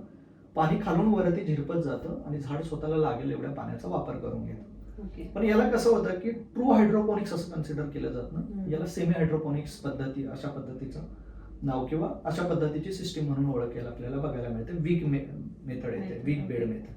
मग त्याच्यामध्ये जो बेड तयार मीडिया बेड तयार केला जातो तो media bed cocopeat, media bed coco base मध्ये असतो किंवा परलाइट मेजॉरिटी यूज केलं जातं. परलाइट याला थोडक्यात असं समजायला हरकत नाहीये की आपल्याकडे जशी कॅन्डी किंवा पॉपकॉर्न्स तयार करतो आपण, मक्याचे असेल किंवा ज्वारीचे असतील, तर यातं तुम्हाला दगडाचे पॉपकॉर्न केलं असं समजायला हरकत नाही. सो दगडाला मेल्ट केलं जातं किंवा एवढ्या टेम्परेचरवरती त्याला बेक केलं जातं की त्याचे व्हाईट कलरमध्ये परलाइट हा प्रोडक्ट तयार होतो. आता हे सिंथेटिक मटेरियल आहे ऍक्च्युली, याला नॅचरली म्हणता येणार नाही, पण त्याचा उपयोग ऍज अ मीडिया बेड तयार करण्यासाठी किंवा मीडिया म्हणून यूज केला जातो. एक कॉमन उदाहरण सगळ्यांना आठवत असेल तर तुम्ही ज्यावेळेस नर्सरीत झाड खरेदी करायला जाता त्यावेळेस नर्सरीतनं आणलेल्या प्लॉटमध्ये जे सफेद रंगाचे दिसतात छोटे छोटे पार्टिकल्स ते परलाइटचे असतात. काही लोक त्याला थर्मोकॉल समजून गैरसमज करून घेतात, तर ते परलाइटचे असतात. याच्यामुळे पोरोसिटी वाढते खूप चांगली आणि झाडांच्या मुळ्यांना ऑक्सिजन मोठ्या प्रमाणावरती पुरवठा केला जातो, त्यामुळे मुळं कुजत नाही. म्हणून तुम्ही घरी रोप तयार करणं नर्सरीत तयार करणं हातला फरक राहतो, डिफरन्स राहतो. आणि काही गोष्टी आहेत ज्या की नाहीत मांडल्या जात पब्लिकच्या समोर, तो पण एक प्रॉब्लेमच आहे. तर ती एक गोष्ट आहे, तो मीडिया वापरला जातो. अजून एक मेथड येते, याला फ्लड अँड ड्रेन मेथड म्हटलं जातं. बेसिकली एका ट्रेमध्ये खालून पाणी पंप केलं जातं, त्याला एक रिटर्न बॉल पण ठेवला जातो. पर्टिक्युलर लेवलला पाणी आलं की ऑटोमॅटिक बॉल ऍक्टिव्ह होतो, पाणी खाली ड्रेन होऊन जातं. प्रत्येक अर्ध्या तासानंतर हे पाणी भरणं आणि सोडणं अशा पद्धतीची प्रोसेस राहते. बेसिकली हायड्रोपोनिक्समध्ये फक्त पालेभाज्या फळभाज्याच घेतल्या जातात असं नाहीये. तर ज्या तुमच्या फ्लावर प्लांट्स आहेत, ऑर्किड्सचं प्रोडक्शन असेल, ग्लॅडिओलस असेल, तर यांच्या उत्पादनासाठी फ्लड आणि ड्रेन मेथड वापरली जाते. तर हायड्रोपोनिक्सला मर्यादा नाहीये, तुम्ही सगळ्या प्रकारची झाडं त्याच्यात ग्रो करू शकता, अगदी फळ झाडांपर्यंत पण ग्रो करता येतं. सिस्टीम तेवढी तुमच्याकडे स्ट्रॉंग पाहिजे आणि गुंतवणूक करण्याची तयारी पाहिजे. तेव्हा तोच एक प्रश्न आहे की जो आम्ही प्रत्येक वेळी मांडतो की हायड्रोपोनिक्स मध्ये सगळं काही शक्य आहे, तुम्हाला काय परवडेल हे तुम्ही बघणं गरजेची बाब आहे. बरोबर सर. याच्यामध्ये अजून एक जे नॉर्मली आपण पाहतो की हायड्रोपोनिक्सचे जे फार्म्स असतात त्यांना क्लोज शेड व पॉली हाऊस असतात, पूर्ण क्लोज. मग पॉली हाऊसची गरज आहे की तुम्ही लास्ट टाइम पण मला बोलला होता की ओपन, सेमी ओपन जेव्हा गरज नाहीये तेव्हा ओपन करू शकतात, असे पण हा पॉली हाऊस ते बनवू शकतात, म्हणजे कुठलं सुटेबल राहील याच्यामध्ये? ओके, हायड्रोपोनिक्स मूळतः आता शेड किंवा पॉलीहाऊस करण्याचं कारण एक आहे की आपल्याला वर्षभर भाज्या घेता याव्या, हे एकमेव कारण आहे. आपलं इंडियन जेवढं क्लायमेट आहे हे विंटरसाठी सुटेबल राहतं, ज्या काही भाज्या आपण ग्रो करतो याच्यामध्ये. पण समरला टेम्परेचर खूप हार्ड जातं. म्हणजे अगदी पुण्याचा विचार केला तर तुम्ही तर 40-42 डिग्री सेल्सिअस पर्यंत टेम्परेचर पाठीमागच्या वर्षी गेलं आणि ह्या वर्षी ते चुकणार नाही. त्यात अल निनोचा प्रभाव, त्यामुळे पाऊस कदाचित थोडा लांबणीवरती पडेल, ही एक बाब आपल्याला बघायला मिळेल. सो टेम्परेचर, वाढत्या टेम्परेचरमध्ये तुम्हाला वर्षभर भाज्या घेता येत नाही, त्यामुळे कंट्रोल्ड कंडिशन हवी, म्हणून पॉलीहाऊसची गरज आहे. हायड्रोपोनिक्स बाकी शेडनेटमध्ये करता येत नाही का, तर असं नाहीये. विंटरमध्ये तुम्ही ओपन कंडिशनला हायड्रोपोनिक्स करू शकता, काहीच प्रॉब्लेम येत नाही. कारण हायड्रोपोनिक्ससाठी ज्या पाईप्स यूज केल्या जातात हे NFT पाईप आहेत आणि या डबल कोटेड पाईप असतात. याच्यामुळे हीट ट्रान्सफर होत नाही. पाईप जरी वरचं कव्हर तापलं तर आतमधलं पाणी तापत नाही आणि विंटरमध्ये टेम्परेचर तेवढं हेवी जात नाही. त्यामुळे विंटरमध्ये ओपन कंडिशनला पण होईल, पण बेटर आहे की तुम्ही शेडनेटचा वापर करणं, सो ते सेफ राहील. शेडनेटमध्ये तुम्ही फ्रूट व्हेजिटेबल घेऊ शकता, त्यामुळं पॉलीहाऊसचीच गरज आहे असं अजिबात नाही. तुम्ही शेडनेटमध्ये सुद्धा हायड्रोपोनिक्स ग्रो करू शकता किंवा साधं शेड जरी उभं केलं असेल, तुमच्या जे ग्रीन आपल्याकडं शेडनेट यूज केलं जातं 50% 75% त्याच्या आतमध्ये पण तुम्हाला फ्रूट व्हेजिटेबल्स खूप चांगल्या ग्रो होतं. काकडीचं उत्पादन कमर्शियली लोक तशाच पद्धतीने घेत आहेत. कलर कॅप्सिकमचं उत्पादन पण घेतलं जात आहे. आता हल्ली थ्रिप्सचा प्रादुर्भाव आणि याच्यामुळे थोडी आपल्याला प्रमाण कमी झालेलं बघायला मिळेल, पण तरी सुद्धा शेडनेटमध्ये पण हायड्रोपोनिक्स शक्य आहे. अजिबात पॉलीहाऊसची गरजच पडते असं नाही. सर, तुम्ही आता एक वाक्य बोललात की ज्याची गुंतवणूक करायची तयारी आहे त्यांनी किती तयारी आहे त्यानुसार हायड्रोपोनिक्स केलं पाहिजे. सो एखादा जर नवीन व्यक्ती यामध्ये यायचं म्हणतोय किंवा शेती करायचं म्हणतायत किंवा हायड्रोपोनिक्सचं बिझनेस स्टार्ट करायचं म्हणतात, तर त्यांना किती इन्व्हेस्टमेंट लागेल याच्यामध्ये? ओके, हायड्रोपोनिक्सला कमर्शियल जाण्याच्या आधी एक्सपेरिमेंटल लेवलवरती प्रत्येकानं स्वतः करून बघणं गरजेचं आहे, स्पेशली जो ओनर असेल त्यानं. आता काही लोकांचा प्युअर बिझनेस माइंडसेट राहतो, सो अशा वेळी कन्सल्टंट वगैरे असाइन करून तुम्ही डिरेक्टली पण फार्मिंग प्रॅक्टिसमध्ये उतरू शकता. पण जर तुम्ही स्वतः तयार करणार असाल तर तुम्ही एक्सपेरिमेंट लेवलवरती सुरुवातीला करणं अपेक्षित आहे. आणि अगदी छोटा हायड्रोपोनिक्स तयार करण्यासाठी खर्च हा तुम्हाला 5,000च्या आतमध्येच येतो, जर डीप वॉटर कल्चर किंवा छोटं मॉडेल एखादं हवं असेल तर. आणि हे फंक्शनल मॉडेल की ज्याच्यामध्ये भाज्या चांगल्या पद्धतीनं ग्रो पण होतात आणि तुम्ही एक्सपेरिमेंट लेवलवरती त्या ग्रो करून बघू शकाल. त्यानंतर तुमचा कॉन्फिडन्स बेटर झाला की मग तुम्ही कमर्शियलमध्ये उतरू शकाल. कमर्शियलमध्ये उतरायच्या आधी काही गोष्टींची पूर्तता करणं अपेक्षित आहे. एकतर आपल्याकडे रिसोर्सेस अवेलेबल आहेत का, पाण्याची व्यवस्था आहे का त्या जागेवरती, इलेक्ट्रिसिटीचं कनेक्शन आहे का, जागा तुमच्याकडे तेवढ्या प्रमाणामध्ये अवेलेबल आहे का.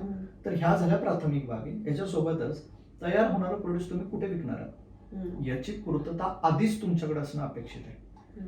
त्यामुळे कमीत कमी 4-5 रेस्टॉरंट सोबतचे टायअप असतील, हॉटेल सोबतचे किंवा हॉरेका इंडस्ट्री सोबतचे टायअप असतील, एक्सपोर्ट करणारे 4-5 एजन्सी सोबत तर तुमचं बोलणं व्हायला हवं.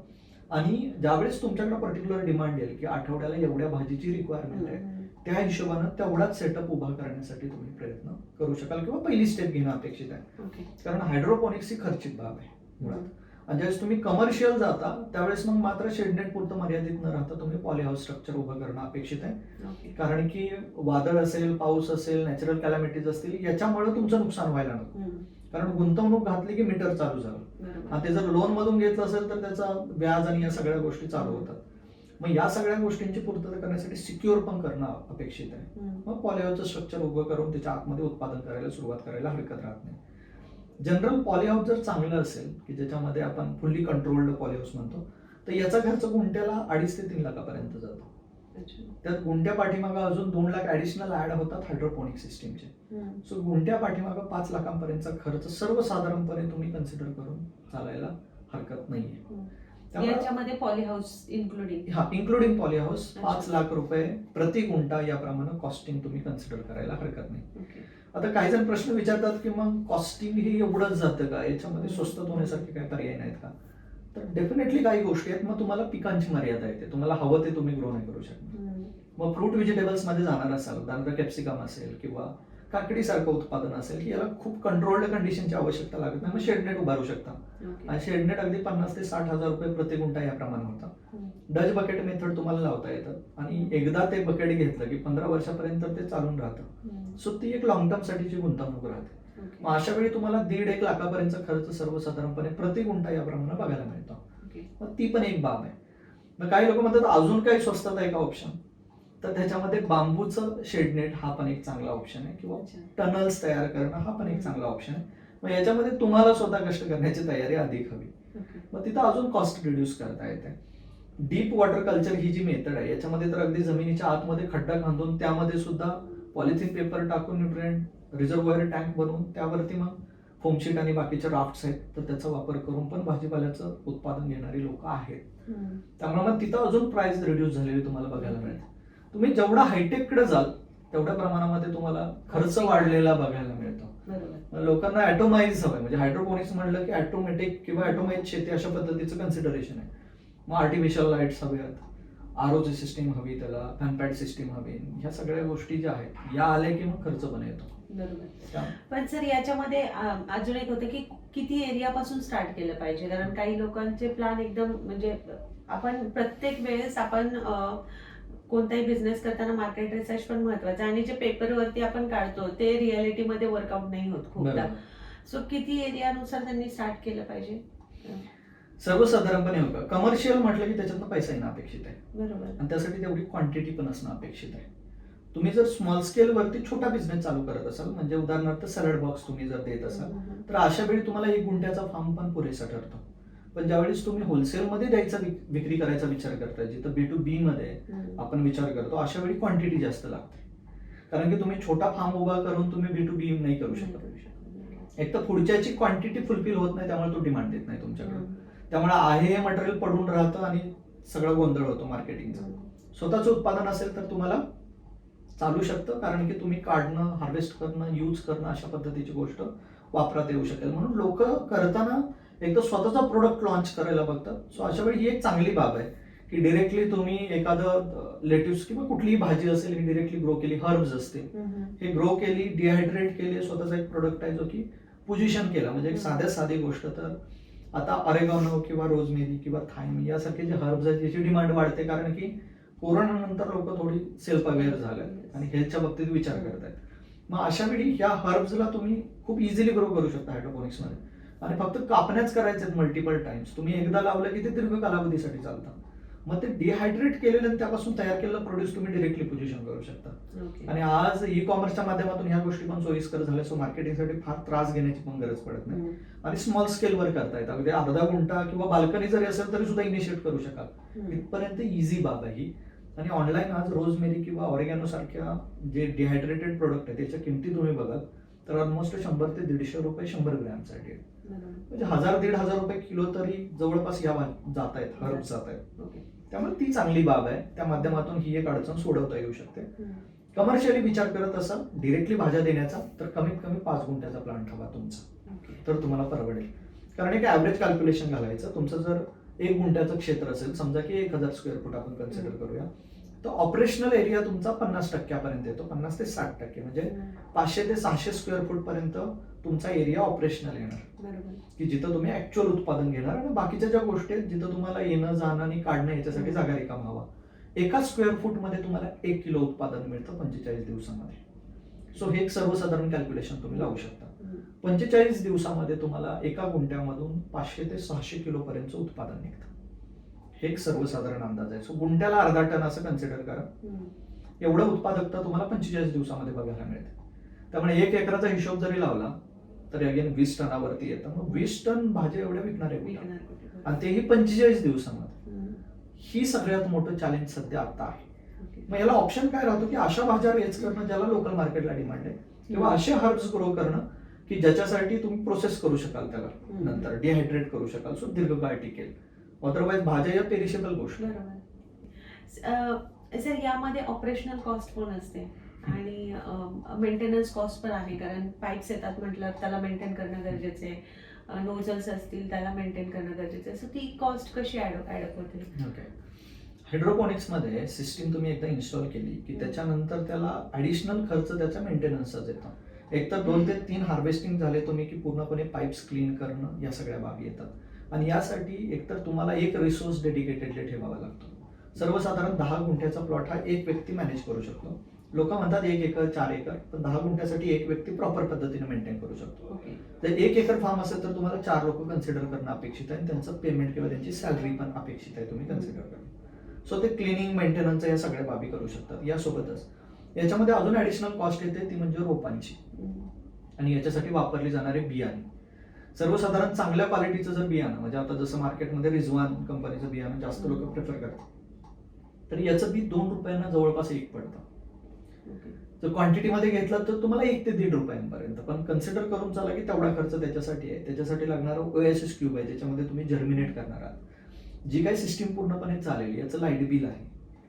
याच्यासोबतच की तुमचे पंप्स वगैरे चालणार आहेत, ते इलेक्ट्रिसिटी कंझ्युम करणार आहे तुमचं, त्याची कॉस्ट असेल. न्यूट्रिएंट सोल्युशनसाठी लागणारी केमिकल्स जे आहेत, फर्टिलायझर जे आहेत, तर यांचा खर्च असणार आहे. त्यामुळे एक सर्वसाधारण कन्सिडर करा की 10 गुंठ्याच्या फार्मच्या पाठीमागे तुम्हाला 20 ते 25 हजार रुपयाची ऑपरेशनल कॉस्ट, म्हणजे खतं आणि या सगळ्या गोष्टींचा खर्च, आणि जो ऑपरेशनसाठी मेंबर राहिले तर त्याची सॅलरी, अशा पद्धतीने 40 ते 50 हजार रुपयांपर्यंतचा खर्च महिन्याला हा तुम्हाला कन्सिडर करायला. याच्यामध्ये इलेक्ट्रिसिटी पण आहे? हो, इलेक्ट्रिसिटी सगळं इन्क्लूड करून 40 ते 50 हजार रुपयांपर्यंतचा खर्च तुम्हाला 10 गुंठ्याच्या फार्मसाठी येतो. पण आणि सर तुम्ही आता बोललात की बांबूचं शेड नेट असेल किंवा काही लोक जमिनीमध्ये खड्डा करून त्याच्यामध्ये उत्पादन घेतात हायड्रोपोनिक्सचं, मग त्याच्यामध्ये कॉस्टिंग कमी होते ही इलेक्ट्रिसिटी वगैरे पण? तिथं आपण कॉम्प्रोमाइज काय केलंय, तर तिथं आपण स्ट्रक्चर कॉम्प्रोमाइज केलं.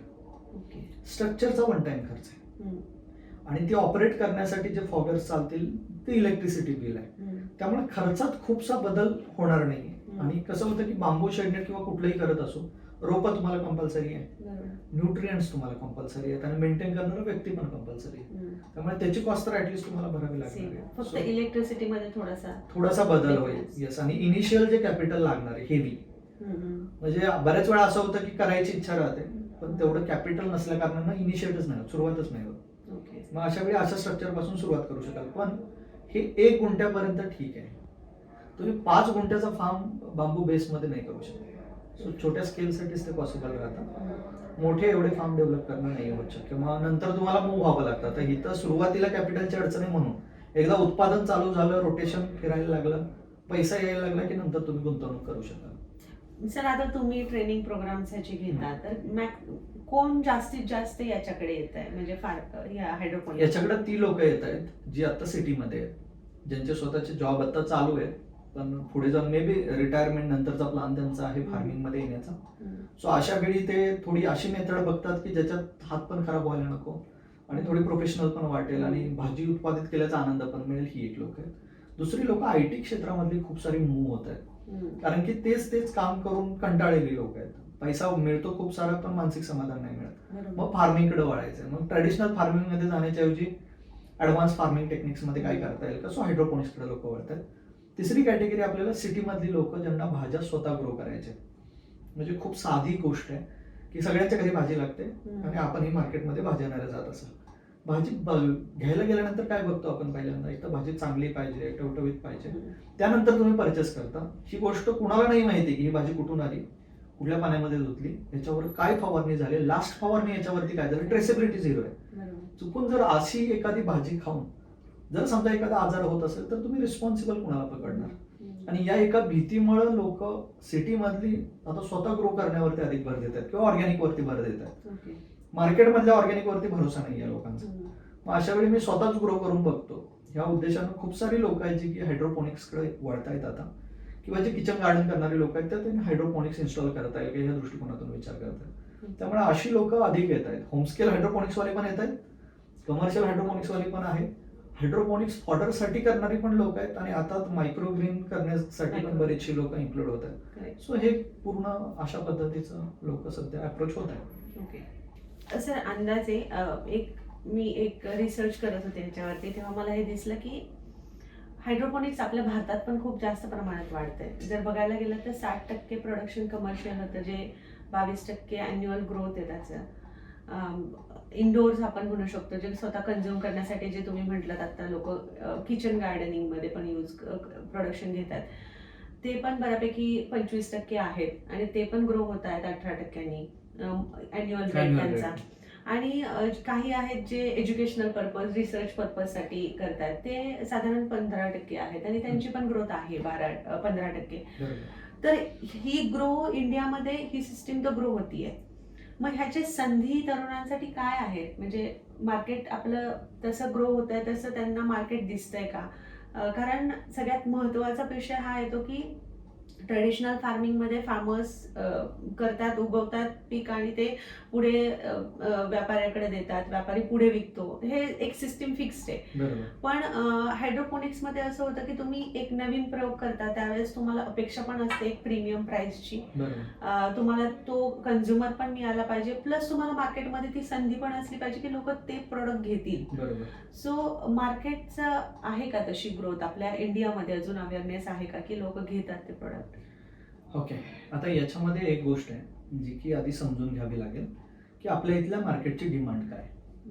इंडियन मार्केट हे वेगळ्या पद्धतीने चालतं आणि हे पूर्णपणे चवीवर चालणारं मार्केट आहे. ही पण गोष्ट लक्षात घेण्यासारखी आहे. बाहेर एक्सपोर्ट करायचं तर अशा गोष्टी एक्सपोर्ट करणं अपेक्षित आहे ज्याची जगाला गरज आहे. जे त्यांच्याकडे उत्पादित होतं तीच गोष्ट जर तुम्ही त्यांना एक्सपोर्ट करत असाल तर त्याची किंमत राहणार नाही. खूप सरळ बाब आहे. लोकांचा भर राहतो लेट्यूस, ब्रोकली आणि बाकीच्या भाज्यांवरती की ज्याची बाहेर डिमांड आहे. त्यांच्याकडे डिमांड आहे पण त्यांच्याकडे त्याचं उत्पादन पण तेवढं आहे. आणि हल्ली प्रिझर्वेशनच्या मेथड खूप चांगल्या आल्या, त्यामुळे ते स्टोअर पण करून ठेवतात आणि वेगवेगळ्या पद्धतीने त्याला प्रिझर्व करून ठेवतात, कॅनिंग करून ठेवतात, जे त्यांना नंतर यूज करता येऊ शकेल. त्यामुळे मोठ्या प्रमाणावर त्यांच्या तिथं उत्पादित झालेल्या भाज्या आज आपण आपल्या इथल्या शेतकऱ्यांचं किंवा नवतरुणांचं भविष्य त्याच्यावरती नाही ठरवू शकत. आता आपल्या मार्केटची गरज ओळखून त्यानुसार उत्पादन करायला हवं. जसं की कुठलाही हायड्रोपोनिकचा फार्म चालू होतो त्यावेळेस एक गोष्ट आम्ही त्यांना सजेस्ट करतो की तुम्हाला मिळालेलं जे मार्केट आहे, तुम्ही रिसर्च थ्रू जे शोधून काढलंय, मे बी ती 100 किलोची डिमांड असेल एखाद्या भाजीची किंवा 50 किलोची आठवड्याची डिमांड असेल, तर याचं प्लांटेशन तुम्ही अर्ध्या फार्म मध्ये करा आणि अर्धा एरिया यासाठी ठेवा की ज्याचं लोकल मार्केटमध्ये गरज आहे. उदाहरणार्थ काकडीसारखी अमेरिकन कुकुंबर जरी असेल तरी एक्सपोर्ट पण होते, ही डोमेस्टिक मार्केटमध्ये पण चालते. गरज पडली तुम्ही रस्त्यावरती विकू शकता, लोकल बाजारमध्ये विकू शकता. कलर कॅप्सिकम डोमेस्टिक एक्सपोर्टमध्ये मोठं पोटेन्शियल आहे. हॉटेल इंडस्ट्रीकडून कंटिन्युअसली डिमांड राहते आणि मोठं फ्लक्च्युएशन याच्या किमतीमध्ये बघायला मिळत नाही आणि जवळपास शाश्वत उत्पादन देणारं पीक म्हणून याच्याकडे बघितलं जातं. सो कलर कॅप्सिकमचं कॉम्पोजिशन करणं जास्त सोयीस्कर पडतं. याच्यासोबतच बर्ड आय चिली सारखी कॅटेगरी आहे, त्याचं उत्पादन चांगलं आहे. आणि मग ट्रॅडिशनल पिकं आली, दोडका आला, कारली आली, दुधी भोपळा आला आणि ह्या हायड्रोपोनिक्समध्ये खूप चांगले येतात, पण याच्यावरती लक्ष नाही कोणाचं अजूनही. त्यामुळं हायड्रोपोनिक्समध्ये जी उत्पादकता वाढण्याची जे कॅरेक्टर आहे आणि कमी कालावधीमध्ये येण्याचं, तर हे लोकल मार्केटमधल्या चालणाऱ्या भाज्यांसाठी जर वापरलं तर डेफिनेटली खूप मोठं रिव्हॉल्युशन आपल्याला बघायला मिळेल. कमी कालावधीमध्ये चांगल्या क्वालिटीचं मटेरियल मार्केटमध्ये उतरू शकेल. अजून एक, फक्त ठराविक टेंटेटिव्ह दिसणाऱ्या गोष्टींवरती भरोसा न ठेवता भविष्याचा वेध पण आता घ्यावा लागेल आणि नवीन पद्धतीचे प्रयोग पण करून बघावे लागतील. हर्ब्स आणि मेडिसिनल प्लांट हे त्याच्यातलं खूप मोठं एक फील्ड आहे की ज्याच्यासाठी हायड्रोपोनिकचा वापर करून तुम्ही खूप मोठ्या प्रमाणावरती उत्पादन काढू शकता. म्हणजे साधं उदाहरण झालं तर मिंट आहे. मिंट पासून मेन्थॉलचं एक्सट्रॅक्शन केलं जातं, जे तुमचं फार्मा इंडस्ट्रीलाही जातं, कन्फेक्शनरीमध्येही जातं, फूड इंडस्ट्रीमध्ये पण जातं, खूप सारे प्रोडक्ट तयार होतात. तर मिंट एकदा लावलं की फक्त त्याचं कटिंगच करायचं. मग अशा पद्धतींसाठी हायड्रोपोनिक्स बेस्ट आहे, कारण तिथं शाखीय वाढ प्रचंड होते आणि वेगानं होते. मग याच्यासोबत बाकीचे पण आहेत मेडिसिनल प्लांट की ज्याचा वापर करून ते एक फील्ड ओपन होतं. आणि इथं गरजेचं नाही प्रत्येक वेळी तुम्ही रॉ मटेरियल काढा आणि विक्री करा, त्याचं प्रायमरी प्रोसेसिंग करा. सो त्याच्यात डिहायड्रेशनला स्कोप आहे. जसं मी म्हटलं की भाजी समजा कुठलीही लावत असो आपण, तर ती काढल्यानंतर 1-2 दिवसात विक्री होणं अपेक्षित आहे. पण जर ते डिहायड्रेट होत असेल आणि सूपच्या फॉर्म मध्ये जर येत असेल तर मग मात्र त्याला स्कोप अजून वाढतो आणि तुम्हाला कालावधी मिळतो विक्रीसाठी. सो डिहायड्रेशन टेक्नॉलॉजी इंटिग्रेट व्हायला हवी त्याच्यासोबत. सो हायड्रोपोनिकली ग्रो करा जिथे उत्पादन प्रचंड आहे आणि पुढे प्रायमरी प्रोसेसिंग करा की ज्याच्या माध्यमातून बाकीचं मार्केट कॅच करता येईल. मग पावडर फॉर्म मध्ये आणणं, सूपसाठी एखादा प्रोडक्ट तयार करणं, स्पायसेससाठी एखादा यूज करणं, या कॅटेगरीज पण ओपन होतील. मायक्रो ग्रीन सारखा बिझनेस जो नव्यानं आता डेव्हलप होतोय, आता याच्यामध्ये फार विशेष बाब आहे असं नाहीये. मोड आणण्याची प्रक्रिया सगळेच जण करतात, तिथून पुढे अजून 5 दिवस ठेवलं की त्याचं मायक्रो ग्रीन तयार होतं. एवढी सरळ आणि इझी प्रोसेस आहे, पण तिला एवढी कॉम्प्लिकेटेड केली लोकांनी की गोंधळ झालाय. आणि एक नव्यानं काहीतरी वेगळं आपल्याकडे आलंय अशा पद्धतीचा भाव तुम्हाला बघायला मिळतो. ती पण एक चांगली मेथड आणि त्याचं कमर्शियलायझेशन होतंय आता. कारण मायक्रो ग्रीन मिक्स मधले तुम्ही कुठल्याही बिग बास्केटवरती किंवा कुठेही चेक करा, सर्वसाधारणपणे तुम्हाला 50 ते 80 ग्रॅमचं किंमत 120 ते 150 रुपयांपर्यंत येते. सो 700, 800, 1000 रुपये किलो न जाता तुमचं मायक्रो ग्रीन. त्यामुळे ते पण एक स्वतःमध्ये बिझनेस आहे, कमी स्केलवरती कमी खर्चामध्ये करण्यासारखा. त्यामुळे याच्यात ऑप्शन्स खूप आहेत, फक्त ते वाईजली डिफाईन करणं अपेक्षित आहे.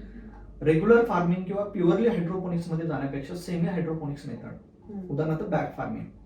बॅग फार्मिंग ही खूप चांगली संकल्पना आहे ज्याच्यात सगळ्या प्रकारच्या भाज्या ग्रो होतात.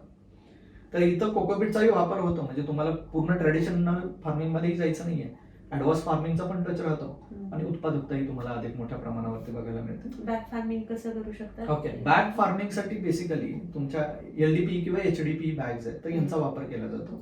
जनरली एचडीपी बॅग वापरतात कारण ते लॉंग लास्टिंग राहतात, 4-5 वर्षापर्यंत टिकतात. याच्यामध्ये मीडियाचं कॉम्पोजिशन यूज केलं जातं. बेसिकली कोकोपीटचा वापर होतो आणि झाडाच्या वाढीसाठी लागणाऱ्या गोष्टी ह्या लिक्विड स्वरूपामध्ये त्या बॅगमध्ये प्रत्येक सोडल्या जातात ठिबक सिंचनच्या माध्यमातून. पाणी जे खालतून ड्रेन होतं हे कलेक्ट केलं जातं एका चॅनल मधून आणि परत त्याचा रियूज केला जातो. सो बॅग फार्मिंग ही आयडियल मेथड अशीच चालते. पण काही ठिकाणी तुम्हाला डायरेक्ट जमिनीवर बॅगा ठेवलेल्या बघायला मिळतात. मग जेवढी गरज आहे तेवढंच पाणी दिलं जातं, तेवढंच बॅग मध्ये साठवून राहतं, झाड युटिलाइज करतं, खालती फारसं पाणी ड्रेन होत नाही, त्यामुळे पाण्याचा अपव्यय पण टाळला जातो. योग्य युटिलायझेशन होतं आणि झाडांची वाढ चांगली होते. याला शेडनेट मध्ये ग्रो करता येतं, पॉलिहाऊस मध्ये ग्रो करता येतं, मर्यादाही नाहीये त्याची. मग याच्यामध्ये आपण फ्रूट क्रॉप्स वगैरे घेऊ शकतो कारण बॅग क्रॉप. आता जर मोठ्या साईज मध्ये तुमच्याकडे कंटेनर्स किंवा बॅग्स असतील तर हायड्रोपोनिक्स मध्ये फ्रूट क्रॉप्स पण घेणं पॉसिबल होतं. काही ठिकाणी तुम्हाला केळीचे प्रयोग पण बघायला मिळतील. मीडिया बेस्ड हायड्रोपोनिक्स मध्ये घेतलेले, स्पेशली मडबॉलचा वापर करतात. ते छोटे छोटे बॉल्स चिखलांचे जे बेक केलेले असतात, मडबॉल म्हटलं जातं ज्याला, त्याच्यामध्ये मोठी झाडं पण ग्रो करता येतात. पण अगेन मुद्दा येतो कॉस्टिंगचा, कारण हायड्रोपोनिक्सची पद्धत नवीन आहे आता आपल्याकडे, त्यामुळे गोष्टींच्या किमती खूप महाग आहेत. साधे साधी गोष्ट पण तुम्हाला खूप महाग बघायला मिळते. ज्यावेळेस आपल्या इथं स्वदेशी मॅन्युफॅक्चरिंग चालू होईल या गोष्टींचं, त्यावेळेस या गोष्टींच्या किमती थोड्या कमी झालेल्या बघायला मिळतील. आणि हायड्रोपोनिक्स मध्ये 2-3 व्यवसाय आहेत. एक आहे न्यूट्रिएंट सोल्युशनचा व्यवसाय जो की खूप चांगल्या पद्धतीने काही कंपन्या चालवत आहेत. एक आहे पाईप मॅन्युफॅक्चरिंगचा बिझनेस की ज्याच्यामध्ये एनएफटीचे चॅनल्स आणि बकेट्स आणि या सगळ्या गोष्टी मॅन्युफॅक्चर केल्या जातात, ज्यात गुजरात अग्रेसर आहे. मोल्ड वगैरे तयार करून त्यांनी चालू केला कार्यक्रम, कारण डिमांड मार्केटमध्ये आहे. सो तयार करणं तुम्हाला मेजॉरिटी सप्लाय गुजरातवरून बघायला मिळेल त्याचं. याच्यासोबतच मग छोट्या छोट्या गोष्टी मडबॉल्स असतील, ओएसएस क्यूब्स असतील, सीड्स असतील, यांचा स्वतंत्र बिझनेस. सीडलिंग हायड्रोपॉनिक्ससाठी लागणाऱ्या रोपांची उपलब्धता मला सांगा पुण्यात कुठे आहे? तुम्हाला रेअर केस मिळेल हायड्रोपॉनिक्स साठी पण नाही म्हणतात, ते कोकोपीट मध्येच ग्रो केलं, ओएसएस क्यूब मध्ये पण मिळणार नाही. सीडलिंग प्रोव्हाइड करणारा एकही व्यक्ती नाही पुण्यामध्ये. मग बिझनेस स्कोप नाही कसा म्हणायचं? म्हणजे खूप साऱ्या लोकांना आवश्यकता आहे पण प्रोव्हाइड करणारी लोक नाही आहेत आता. त्यामुळे या सगळ्याच सेक्टरमध्ये स्कोप आहे चांगला. मटेरियल सप्लाय मध्ये पण आहे, न्यूट्रिएंट मॅन्युफॅक्चरिंग मध्ये पण आहे, अगदी हायड्रोपॉनिकचे छोटे सेटअप ऑथेंटिक देण्यापर्यंत पण आहे. कारण ऑनलाईन सेटअपचा भरोसा नाही राहत, आल्या आल्या ग्रो होतं, नंतर एकदाही भाजी नाही ग्रो होत, मग त्याचा उपयोगच होत नाही ना. मग तुम्ही खरेदी करून काय झालं, म्हणजे खूप सारे अशी लोक आहेत ज्यांनी सेटअप घेतले, सुरुवातीला खूप चांगली भाजी आली, सेकंड टाइम पासून सेटअप कुठंतरी कोपऱ्यामध्ये नेऊन ठेवलेलं, त्याचा युजच नाही आहे. त्याच्यामध्ये मेजर काय प्रॉब्लेम येतात? याच्यात प्रॉब्लेम असा येतो की सुरुवातीला ज्यावेळेस तुम्ही यूज करता न्यूट्रिएंट्स आणि या सगळ्या गोष्टी, झाडं खूप चांगल्या पद्धतीनं वाढतात. आता ही पहिली स्टेप असते. नेक्स्ट टाइम ज्यावेळेस तुम्ही कराल किंवा काही दिवस होतील, 10, 15, 20, 25 दिवस, तेवढ्या झपाट्यानं पहिल्यांदा वाढवतील. जसं पीएच मध्ये बदल येतो, तर पीएचच रेग्युलेट करता येत नाही लोकांना. मग पीएच रेग्युलेट नाही झाला की अन्न सगळं तुम्ही ठेवलंय स्टॉक मध्ये, पण ते झाडाला जर खाता येत नसेल तर मग प्रॉब्लेम आहे, मग काही उपयोग नाहीये अशा गोष्टीचा. आणि हा इश्यू मेजर होतो. अजून एक गोष्ट, अलाइनमेंट चुकीचे आहे. जे काही सेटअप्स आहेत, एक आयडियल काय सांगतं की जो नेटकप ठेवला जातो हायड्रोपॉनिक्सचा, याच्या बेसला पाणी लागणं अपेक्षित आहे. तर त्याची लेवल जर वाढत असेल तर झाडाच्या मुळांना ऑक्सिजनची कमतरता येते. आणि सेटअप मध्ये थोडा चढ उतार असेल, एखाद्या ठिकाणी पाणी जास्त साठत असेल तर तिथं मुळकूज होते. आणि हायड्रोपॉनिक्स मध्ये पाणी होतं सर्क्युलेट. सो एका ठिकाणी मुळकूज झाली की पूर्ण सिस्टीम मधून तो फिरत राहतं सगळे, बाकीच्या झाडांनाही डॅमेज करत. मग नंतर झाड आहेच दिसतं, त्याच्यात ग्रोथच दिसत नाही. पण मग या सिस्टीम मध्ये जेव्हा हे सिस्टीम लोक घेत असतात, लोकल सप्लायर कडून असतील किंवा लोकल ठिकाणी, मग त्यांना एज्युकेट ट्रेनिंग वगैरे काही दिलं जातं याच्याबद्दल? याच्याविषयी आता ट्रेनिंग देणारे एजन्सीज खूप सारे आहेत. आता जसं की आपल्याकडे सेल्स इन्स्टिट्यूट मध्ये पण ट्रेनिंग होतं. आता मूळतः आहे की ट्रेनिंग घेताय कुठं, ही पण एक म्हणजे गोष्ट आहे. बरेचसे अशी लोक असतात ज्यांनी ऑनलाईन बघितलेलं राहतं किंवा युट्यूब वरती बघितलेलं राहतं. आणि युट्यूब हे असं माध्यम आहे जे व्ह्यूज साठी चालतं, म्हणजे खूप चांगल्या पद्धतीने माहित असेल तुम्हाला. आणि व्ह्यूज त्याच गोष्टींना मिळतात ज्या चांगल्या दिसतात. त्यामुळे गोंधळ हा खूप मोठा आहे की ऑथेंटिसिटी ठरवणार आहेत कशी, हा सगळ्यात मोठा गोंधळ. त्यामुळं फेल्युअरच्या स्टोरीज तुम्हाला नाहीत मिळत युट्यूबवरती, तुम्हाला सक्सेसच्या स्टोरीजच मिळतात. आणि हायड्रोपॉनिक्स हे असं फील्ड आहे, 100त 1 किंवा 2 सक्सेस होतोय, ज्यांच्या केसेस पुढे येतात. बाकीच्या 98% केसेसला कोणीही कव्हर करत नाही. त्यामुळं रियालिटी समोर येत नाही, छोटे छोटे प्रॉब्लेम समोर येत नाही. बरं, जे विकणारे लोक आहेत त्यांनाच माहित नाही हायड्रोपॉनिक्स ग्रो कसं करायचं, कारण त्यांचं काम मॅन्युफॅक्चर करणे, पाईप्स किंवा इक्विपमेंट मॅन्युफॅक्चर करणे, त्यांचं प्लांटेशन किंवा ग्रो करणं हे काम नाहीये. त्यामुळे मग ऑथेंटिसिटीचा इश्यू येतोच येतो. हायड्रोपॉनिक्सच्या मटेरियल मध्ये पण प्रॉब्लेम्स येतात, अलाइनमेंट मध्ये गोंधळ राहतो, पर मीटर वॉटर फ्लो किती होतंय त्याच्यामधून, पाईप्स मधून साईज किती ठेवतो पाईपची, खूप साऱ्या गोष्टी मॅटर करतात. आणि हायड्रोपॉनिक्ससाठी काही विकत आणायची पण गरज नाही, घरी पण तुमच्या अवेलेबल गोष्टींमध्ये हायड्रोपॉनिक्स करता येतं. म्हणजे अगदी बादली असेल घरात, कलरचा डब्बा जो असतो त्याचं झाकण जर असेल त्याला, तर त्याच्यामध्ये पण हायड्रोपॉनिक्स करता येतं खूप चांगल्या पद्धतीने आणि खूप इझिली करता येतं. आणि अजून एक विशेष बाब सांगतो तुम्हाला, काकडी वर्गातल्या जेवढ्या भाज्या आहेत ना, खूप एक्सलंट पद्धतीनं वाढतात. त्यातल्या त्यात दुधी भोपळा. आणि दुधी भोपळा एक जरी लावला असेल एका सिंगल बकेटमध्ये, तर ऑलमोस्ट तो 500 ते 600 स्क्वेअर फूट एरिया कव्हर करतो, म्हणजे अर्धा गुंठा एरिया कव्हर करतो एकच बकेटमध्ये लावलेला. आणि अक्षरशः 60-70 भोपळे एकाच झाडाला काढता येतात तुम्हाला सिंगल बकेटच्या आधारावरती. इथपर्यंत चांगलं पद्धतीनं तुम्हाला हायड्रोपॉनिक्स यूज करता येतं. फक्त त्याची सायंटिफिक प्रोसेस माहीत असणं अपेक्षित आहे. न्यूट्रिएंट सोल्युशन मॅनेज करता यायला हवं, पीएच आणि या सगळ्या गोष्टी तुम्हाला माहीत असणं अपेक्षित आहे. तर मग ते चांगलं वाढेल. सर, मला या जे आपण हे बोललो की हायड्रोपॉनिक्स फेल होतात, मला त्याच्याबद्दल तर बोलायचं, पण त्याच्या अगोदर मला एक गोष्ट विचारायची होती की आपण कॉस्टिंग बद्दल बोलत होतो आता. पारंपरिक शेतीमध्ये आपल्याला जी कॉस्टिंग लागते कम्पेअर्ड टू द हायड्रोपॉनिक्स, ही कशी डिफर करते? जास्त, कारण हायड्रोपॉनिक्सला आय थिंक जास्तच लागते पारंपरिक पेक्षा, तर मग हे किती प्रमाणात चेंज येतो त्याच्यामध्ये? ओके, आपण एक साधं उदाहरण घेऊया टोमॅटोवरून. टोमॅटोचं जे पीक आहे हे शेतात लावल्यानंतर याला अगदी मशागतीपासून खतं, बेड तयार करणं, मल्चिंग पेपर, ठिबक सिंचन, लागणारे रोजगारी असतील किंवा कामगार असतील ज्यांच्या माध्यमातून लागण होते, बांबू लागतात सपोर्टसाठी, तार, या सगळ्या गोष्टी कन्सिडर केल्या तर खर्च एक सर्वसाधारणपणे 70 ते 80 हजारापर्यंत येतो एका एकराला. आणि उत्पादकता तुम्हाला 35 ते 40 टनापर्यंतची बघायला मिळते टोमॅटोच्या पिकामधून 4 महिन्याच्या कालावधीमध्ये. सो ॲव्हरेज कॉस्टिंग कन्सिडर करा 2 ते 2.5 रुपये 1 किलो टोमॅटो उत्पादन करण्यासाठी. सेम गोष्ट जर आपण हायड्रोपोनिक्स मध्ये कन्सिडर करत असू तर हायड्रोपोनिक्स मध्ये डच बकेट मेथड वापरली जाते. आता बऱ्याचशा गोष्टी आहेत ज्या वन टाइम गुंतवणुकीच्या आहेत. शेतामध्ये पारंपरिक तुम्हाला मशागत दरवेळी करणं अपेक्षित आहे, पण हायड्रोपोनिक्स मध्ये तशी बाब राहत नाही. कारण की तुम्हाला मशागत करण्यासाठी काहीच नाहीये, फक्त पाणी टँक्स आहेत आणि ते फक्त क्लीन करणं हीच एक मशागतीचं काम म्हणून कन्सिडर करायला हवं. आता ज्यावेळेस ग्रीन हाऊस मध्ये किंवा शेडनेट मध्ये टोमॅटो लावले जातात त्यावेळेस हायड्रोपोनिक्स मध्ये पारंपरिकच्या तुलनेत खूप जास्त उत्पादन मिळतं. म्हणजे साधं एक्झाम्पल, मातीमध्ये लावलेला टोमॅटो हा तुम्हाला 4 ते 5 महिन्यापर्यंत उत्पादन देतो. हायड्रोपोनिक्स मध्ये 7 महिन्यापर्यंत उत्पादन तुम्हाला बघायला मिळतं, त्यापेक्षा अधिक. रेग्युलर याच्यामध्ये 8 ते 10 किलो पर्यंत टोमॅटोचं उत्पादन मिळतं तुम्हाला. हायड्रोपोनिक्स मध्ये तेच 20 ते 25 किलो पर्यंत टोमॅटोचं उत्पादन बघायला मिळतं. सो प्रोडक्टिव्हिटी वाढते आणि काही खर्च आहेत जे लॉंग टर्म साठी येतात, पण प्रत्येक वर्षावर जर तुम्ही डिवाइड करून जर खर्च टाकत असाल ते, तर हायड्रोपोनिक्स मध्ये पारंपरिक पेक्षा पर किलोला पडणारा खर्च कमी येतो. सो तुम्हाला समजा की मातीमध्ये 2.5 रुपये खर्च येतो तर हायड्रोपोनिक्स मध्ये 1.5 रुपये येतो. त्यामुळे ही गोष्ट जी आहे ना ही थोडी कुठेतरी कन्सिडर करणं अपेक्षित आहे. आणि भविष्यामध्ये फार्मिंग प्रॅक्टिसला एक चांगला अल्टरनेटिव्ह म्हणून हायड्रोपोनिक्स किंवा सेमी हायड्रोपोनिक्स पद्धती अंमलात यायला हवी. आणि याचा हायड्रोपोनिक्स आहे म्हणून अतिरिक्त पैसे मिळायला हवेत अशी अपेक्षा न सोडून एक बिझनेस पॉईंट ऑफ व्ह्यू न बघायला हवं. माझी जर गोष्ट 2 रुपयाला तयार होते तर मी ती 10 रुपयाला विकली तरी मला परवडणार आहे. ही गोष्ट कुठेतरी ऍक्सेप्ट करणं अपेक्षित आहे. त्यामुळे त्या दृष्टिकोनातून विचार करायला हवा. पण सर आता रेग्युलरली जर आपण पाहतोय तर एक तर पहिली गोष्ट ह्याच्यामध्ये लेबर कॉस्टिंग पण खूप आहे. कारण आता सध्या जो मेजर इश्यू येतोय सगळ्या शेतकऱ्यांना तो म्हणजे आता लेबर मिळत नाहीये शेतीमध्ये काम करण्यासाठी, सगळ्यात मोठा. आणि हायड्रोपोनिक्स मध्ये ही कुठेतरी एक ओव्हरकम होतोय हा प्रॉब्लेम. इथे लेबरची जास्त गरज नाहीये हायड्रोपोनिक्स मध्ये. पण जे काही उत्पादन आपण कमवतोय, ठीक आहे प्रोडक्शन कॉस्ट कमी होते जर लॉंग टर्म कॉस्टिंग वगैरे आपण सगळं पाहतोय तर, पण त्याचसोबत उत्पादनाला किती रेट कसा मिळतो? कारण नॉर्मली जेवढं मला वाटतं थोड्या प्रीमियम प्राइजेस असतात हायड्रोपोनिक्सच्या, तर तेवढ्या प्राइजेस द्यायला लोक तयार आहेत? मिळते ते प्राइसिंग आपल्याला?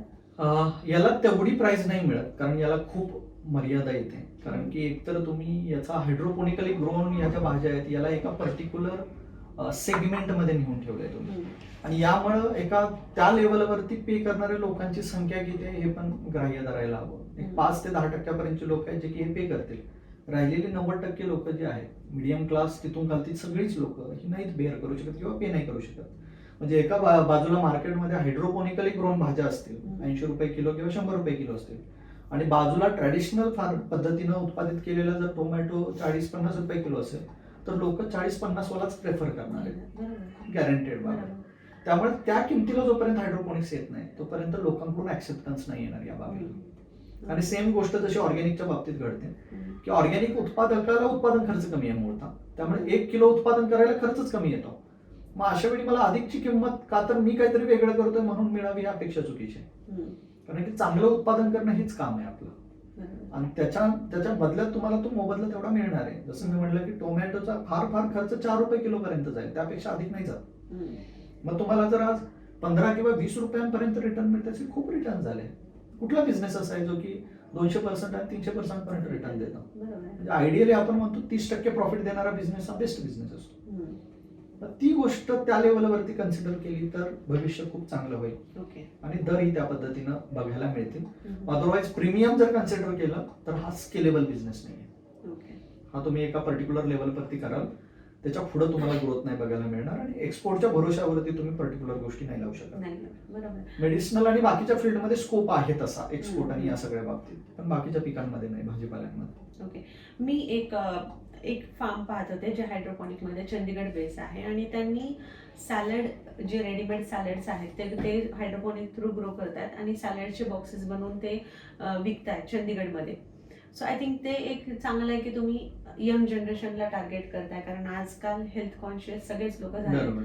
सो त्या कंडिशन मध्ये तुम्ही ते ग्रो करून तिथे तुम्हाला एक बेटर प्राइसिंग भेटू शकते लोकल मार्केटपेक्षा. बट आय थिंक ते मार्केट किंवा तो रिसर्च किंवा तुमची ती तयारी असली पाहिजे की जाऊन पूर्ण रिसर्च करून मार्केट कुठे लॅक करतं आणि आपल्याला तेवढं डेव्हलप करण्याची पण गरज आहे. हे सगळं माहिती असणं पण तेवढंच गरजेचं आहे. इव्हन तुम्ही पुण्यामध्ये, आता चंदीगडचं तर खूप लांबचं उदाहरण झालं, आपल्या पुण्यामध्ये पण एक आहे हायग्रीन्स म्हणून फार्म आहे कात्रजच्या तिथं, की जे स्वतःचं सॅलड बॉक्सेस सेल करतात, डिस्ट्रीब्यूट करतात पुण्यामध्ये आणि त्याची विक्री होते. सो त्यांनी तो एक ऑप्शन बघितला स्वतःचा बिझनेस एक्सपांड करण्यासाठी. सो हा ऑप्शन प्रत्येकानं स्वतःच्या लेवलवरती चेक करणं अपेक्षित आहे की मी कुठल्या गोष्टीमध्ये चांगल्या पद्धतीने व्यवसाय करू शकेन. कारण की समजा जर तुमची क्वांटिटी तेवढ्या मोठ्या प्रमाणावरती येत नसेल तर त्याच्यात व्हॅल्यू ऍडिशन काय करता येईल मला. कारण की सॅलड बॉक्सचं ही एक खासियत आहे की तुम्हाला पूर्ण गड्डा मॅच्युअर होत बघण्याची आवश्यकता नाहीये. त्याचं एक आउटर पान काढलं, तुम्ही कट केलं, चॉप केलं, घातलं त्याच्यामध्ये तर चालू शकतं. बरं, क्वालिटी तुमची थोडी जरी इन्फिरियर झाली इकडे तिकडे तरी सुद्धा फार मोठा गोंधळ नाहीये, कारण तुम्ही त्याचं युटिलायझेशन कुठे ना कुठे करू शकता. समजा गड्डा आहे आणि त्याचं एकच पान खाल्लेलं आहे कशाने तरी, तुम्ही तेवढंच पान बाजूला काढलं, बाकीच्या पानांचं युटिलायझेशन करू शकता. खूप इझिली आहे, म्हणजे त्याच्यातनं वेस्टेज पण कमी होतं आणि चांगलं युटिलायझेशन होतं. सॅलड बॉक्स हा खूप चांगला ऑप्शन आहे. फक्त तो स्केलेबल कसं बनवता येईल ना, या बिझनेसवरती लक्ष घालणं गरजेची बाब आहे. मग तशी सप्लाय अँड डिस्ट्रीब्युशन चॅनल पण तुमचे स्ट्रॉंग हवेत, कारण खूप डेलिकेट गोष्टीसोबत तुम्ही डील करता आणि फ्रेश सर्व होणं अपेक्षित आहे. सो त्यामुळे मग ते एक पर्टिक्युलर सिटी पुरतं मर्यादित राहतं. तुम्ही त्याला बाहेरच्या बाहेरच्या ठिकाणी नाही पाठवू शकत, ही एक मर्यादा आहे. तर ते ब्रेक करण्यासाठी मे बी कोल्ड व्हेकल आणि या सगळ्या माध्यमातून जर एक्सपांड करता येत असेल तेवढ्या लेवलवरती तर ती खूप चांगली बाब आहे. आता सबस्क्रिप्शन बेस मध्ये पण लोक काय जे बिझनेस करत आहेत अशा पद्धतीचा. हा, बरोबर आहे. सबस्क्रिप्शन बेसवर चालू आहे मोस्टली सॅलड बॉक्सेस. सर, याच्यामध्ये आता तुम्ही जसं मगाशी बोललात की फेल्युअर पण खूप आहे, म्हणजे आपण पाहतोय इन जनरल की आहेत सक्सेसफुल फार्म पण फेल पण खूप झालेले आहेत. आणि ह्याचं मेजर रिझन काय आहे की का हायड्रोपोनिक फार्म्स फेल होतात या लेवलला येऊन? हायड्रोपोनिक्स मध्ये आता ज्या काही भाज्या ग्रो केल्या जात आहेत ना, हेच एक महत्वाचं फेल्युअरचं कारण आहे असं समजायला हरकत नाही. एकतर पूर्णपणे इन्व्हेस्टिगेशन किंवा मार्केट रिसर्च न करता या फील्डमध्ये येणं ही पहिली चुकी होती. दुसरी गोष्ट, फक्त माझ्याकडे गुंतवणुकीसाठी पैसा आहे, कशात तरी गुंतवायचं म्हणून हायड्रोपोनिक्स मध्ये गुंतवूया कारण रिटर्न फास्ट आहे असं म्हणून नाही चालणार. त्यामुळे मार्केट रिसर्च न करता आलं तर फेल्युअर गॅरंटेड बघायला मिळतं. 8-10 वर्षांपूर्वी हीच एक गोष्ट झाली, ज्यावेळेस नव्यानं 2010-11 हायड्रोपोनिक्स आलं त्यावेळेस लोकांनी पटपट उड्या मारल्या त्याच्यात, का तर भविष्याचा वेध घेऊन आताच उतरायला हवा ऍडव्हान्स टेक्नॉलॉजीमध्ये. पण ग्रो करण्यासाठीच्या सिस्टीम अशा होत्या ज्याच्यात फक्त एक्झॉटिकच ग्रो होत होता आणि त्याची डिमांड तेवढ्या मोठ्या प्रमाणावरती नव्हती, जे आजही आपल्याला फार कमी बघायला मिळते. म्हणजे रेग्युलर खाण्यामध्ये कन्झम्पशन मध्ये त्याचा वापर तितकासा नाही होत. मग अशा वेळी आपल्याला अशी पद्धत शोधून काढणं गरजेचं आहे की जी मार्केटमध्ये चालेल, आणि ते होत नसल्या कारणानं फेल गेले. अजून काही गोष्टी की एकतर याचा मेंटेनन्स कसा ठेवायचा, nutrient solution, proven nutrient solution नाही, त्यामुळे अंडर ग्रोथ प्लांट बघायला मिळतात. अंडर ग्रोथ प्लांट असल्यामुळे त्याची मार्केटमध्ये डिमांड नाहीये, विक्री होत नाही, ही एक बाब येते. बरं, जे चालवणारे व्यक्ती आहेत यांची कंटिन्युअस डिपेंडन्सी राहिली इन्स्टॉल करणाऱ्या लोकांवरती. सो त्यांनी स्वतः लर्न करून त्या गोष्टी पुढे फॅसिलिटेट करणं नाही झालं. आता लोक खूप सारी स्वतः शिकून घेत आहेत, ही खूप चांगली बाब आहे. पण पाठीमागच्या कालावधीमध्ये जी फेल गेली सिस्टीम्स, त्याला तेच एक कारण होतं. बरं, हायड्रोपोनिक्स तुम्ही 5 गुंठ्यावरती 10 गुंठ्यावरती करणं हे एक वेळ मान्य आहे, कारण की तिथं येणारा जेवढा काही भाजीपाला आहे हा तुमच्या आवेगात असतो, कमी क्वांटिटीमध्ये असतो, आणि तो तुम्ही मोबिलाइज करू शकता काही ना काही करून, इकडे तिकडे सप्लाय देऊ शकता. ज्यावेळेस 1-2 एकराचे मोठे फार्म होतात त्यावेळेस निघतानाच क्वांटिटी तुम्हाला 20-20, 30-30, 40-40 टन ऍट अ टाइम निघते. मग एवढ्या भाज्या तुम्ही मोबिलाइज कुठे करणार आहे जर तुमच्याकडे लिंकेजेस नसतील तर. आणि आपल्याकडे गोंधळ हा पण आहे, ज्यावेळेस पीक काढायला येतं हातात त्यावेळी मार्केट शोधायला चालू करा, की ज्याची प्रोव्हिजन आधीच करणं अपेक्षित आहे. आणि ह्याचे लॉंग टर्म साठी टायअप नाही चालत ग्रोअर सोबत. याला अजून एक प्रॉब्लेम आहे की समजा तुमचा आज करार झाला कुठल्याही कंपनी सोबत जी बायबॅक करणारी आहे, तर ते ठरवून देतात की बाबा 40 रुपये, 50 रुपये किंवा 60 रुपये, 80 रुपये किलोनं मला ही भाजी तुम्ही अवेलेबल करून द्या. ज्यावेळेस मार्केटमध्ये 150 किंवा त्याच्या पुढे रेट जातो त्यावेळेस ग्रोअर मटेरियल तिकडे सप्लाय करायला चालू करतो, आणि जे टायअप मध्ये ठरलेल्या शर्ती आहेत तर तिथं मटेरियलचा तेवढा पुरवठा होत नाही. नेक्स्ट टाइम ती कंपनी टायअप मध्ये नाही काम करत. आता ही बाब मी कंपनीच्या बाजूने मांडतोय असं नाहीये, बऱ्याच वेळा ह्या दोन्ही साईडनं चुका होतात आणि याच्यामध्ये मग गोंधळ होतो, विश्वासार्हता राहत नाही आणि दीर्घ कालावधीसाठी काम नाही चालत. मग ज्या लोकांनी ते जपून ठेवलं मार्केटमध्ये त्या लोकांचे व्यवसाय चालू आहेत, 2-2 एकराचे फार्म पण चालू आहेत. जसं की हातकणंगलेचा फार्म माहित असेल तुम्हाला, ॲक्वापोनिकचा 2 एकराचा फार्म आहे. किती मेजर क्वांटिटीमध्ये निघतं, तो चालू आहे कंटिन्यू. पुण्याच्या आसपास खूप सारे एजन्सीज आहेत ज्यांनी स्वतःचं ग्रो करतायत आणि विक्री करतायत, त्यांची फार्म चालू आहेत. सो हे चांगला व्यवसाय आहे. प्रॉब्लेम येतो कुठे की ज्यावेळेस तुम्हाला माहित नसतं याच्याविषयी किंवा याच्या मार्केटच्या विषयी अवेअरनेस नाहीये, त्यावेळेस मात्र हायड्रोपोनिकच्या बाबतीत गोंधळ बघायला मिळतो. ओके सर, याच्यात मेजर एक चॅलेंज काय, जर हायड्रोपोनिक कोण करायचा विचार करताय तर मेजर चॅलेंज काय ज्याच्यावर त्यांना वर्कआउट करणं गरजेचंच आहे? मार्केट. ओके. कारण ती एकमेव अशी गोष्ट आहे जी हातात नाहीये कोणाच्या, आणि ही डिमांड सप्लायवरती पूर्णपणे फिरत राहते. तुम्हाला पीएच, ईसी, ग्रीन हाऊस उभे करणारे 1000 लोक मिळतील आणि मार्केटमध्ये आहेत खूप सारे. एक्सपर्टची कमतरता नाही आहे आपल्याकडे, चिकार आहेत एक्सपर्ट लोक. मार्केट ही गोष्ट हातात नाहीये. त्यामुळे ज्याला मार्केट ह्याचं घेता आलं ना हायड्रोपोनिक्सचं, त्याला हायड्रोपोनिक्स बिंदास करता येतं, काहीच प्रॉब्लेम नाही. कारण या टेक्निकल नो हावच्या गोष्टी आहेत ना, या तुम्ही शिकू शकता किंवा कुणाकडून करून घेऊ शकता. तुम्हाला येत नाही काय फरक पडत नाही, हायर करा एक्सपर्टला, तो करून देईल तुम्हाला. पण निघणारा प्रोड्यूस विक्री करणं हे सगळ्यात मोठं चॅलेंज आहे. त्यामुळे हायड्रोपोनिक्स सक्सेसफुल आहे जर तुमच्याकडे मार्केट असेल तर. बरोबर. आणि याला ऍक्च्युली मार्केट असणंच गरजेचं आहे, त्याशिवाय तुम्ही कुठे नेणार तो माल, मग ते फेलच होण्याकडे जातं पूर्ण. आणि सर, याच्यामध्ये सरकारच्या काही सबसिडी वगैरे आहेत का, की काही योजना आहेत का जे नवीन याच्यामध्ये यायचं म्हणतात हायड्रोपोनिक्स? कारण शेतीविषयी बऱ्याच गोष्टींना सरकार सबसिडी देत आहे, मग याला काही आहे की याला प्रोत्साहन मिळण्यासाठी? ओके, हायड्रोपोनिक्स हे मूळतः प्रीमियम फार्मिंग कॅटेगरीमध्ये येतं. सो हायड्रोपोनिक्स ही एक्सपेन्सिव्ह बाब आहे. तो शेतकरी हायड्रोपोनिककडे जातो जो ॲडव्हान्स फार्मर आहे. त्यामुळे गव्हर्नमेंटच्या माध्यमातून तरी अशा फार्मिंग मेथडला आता प्रोत्साहन दिलं जात नाहीये तेवढ्या मोठ्या प्रमाणावरती. कारण ऑलरेडी बॅरन लँड एवढी आहे, जमिनीची productivity up to the mark अजून अचीव्ह नाही झालेली. लोक आजही झगडत आहेत. काही ठिकाणी 30 टनापर्यंत ऊसाचं उत्पादन आहे, काही ठिकाणी 100 टन आहे. मग हे अचीव्ह नाही करता येते आजही. त्यामुळं आहे या फार्ममध्ये प्रोडक्टिव्हिटी वाढवणे याच्यावरती गव्हर्नमेंटचा भर आहे. ऑर्गॅनिक फार्मिंग, नॅचरल फार्मिंग वरती गव्हर्नमेंटचा भर आहे. परंतु प्रोटेक्टेड कल्टिव्हेशनला मात्र गव्हर्नमेंटचा सपोर्ट आहे. त्यामुळे हायड्रोपोनिक्स मधले जे 2 कॉम्पोनंट आहे, एक आहे स्ट्रक्चर ढाचा त्याचा, आणि दुसरा आहे हायड्रोपोनिक्सचा सेटअप. तर याच्यातलं जे ढाचा म्हणजे ग्रीन हाऊस जे आहे याच्यासाठी सबसिडी अवेलेबल आहे 45% आणि जे हायड्रोपोनिक सेटअप आहे हे मात्र तुम्हाला स्वतःच्या खर्चानं इन्स्टॉल करावं लागतं. त्यामुळं त्यातली काही भाग आहे जो की गव्हर्नमेंट उचलत आहे सबसिडीच्या माध्यमातून पॉलिहाऊस स्ट्रक्चरमध्ये. मात्र हायड्रोपोनिक्स मध्ये अद्याप सबसिडी अवेलेबल नाही. सर, तुम्ही बिंग त्याच्यामध्ये आहात, आता हायड्रोपोनिक्स तुम्ही त्या इंडस्ट्रीमध्ये आहात, तुम्हाला न्यूट्रल राहून काय वाटतं की कोणतं बेटर आहे, पारंपरिक शेती की हायड्रोपोनिक्स? ज्यांना कमी जागेमध्ये अधिक उत्पादन घ्यायचं आहे तर त्यांच्यासाठी सेमी हायड्रोपोनिक्स मेथड्स खूप चांगले आहेत, ज्याच्यामध्ये खूप गुंतवणुकीचा भाग नाहीये आणि कमी गुंतवणुकीमध्ये प्रचंड चांगलं उत्पादन काढता येतं. तर त्या मेथड्स ऍक्सेप्ट करणं ही पहिलं प्राधान्य असेल. दुसरी गोष्ट आहे या लँडच पहिल्यांदा सुधारित करणं ही एक मुख्य गोष्ट आहे की ज्याच्यावरती काम करणं गरजेचं आहे. आज शेतकरी म्हणून म्हणजे आम्ही तर वर्कशॉपमध्ये ही गोष्ट मांडतो की शेतकरी कोणाला म्हणायचं याची व्याख्या आधी वेगळी होती. म्हणजे ज्याची शेती होती तो शेतकरी, अशा पद्धतीची व्याख्या होती. आता ती व्याख्या नाही राहिली. म्हणजे ज्याला झाडाची भाषा कळते, ज्याला मातीची भाषा कळते, अशा व्यक्तीला तुम्ही शेतकरी म्हणायला हरकत नाही.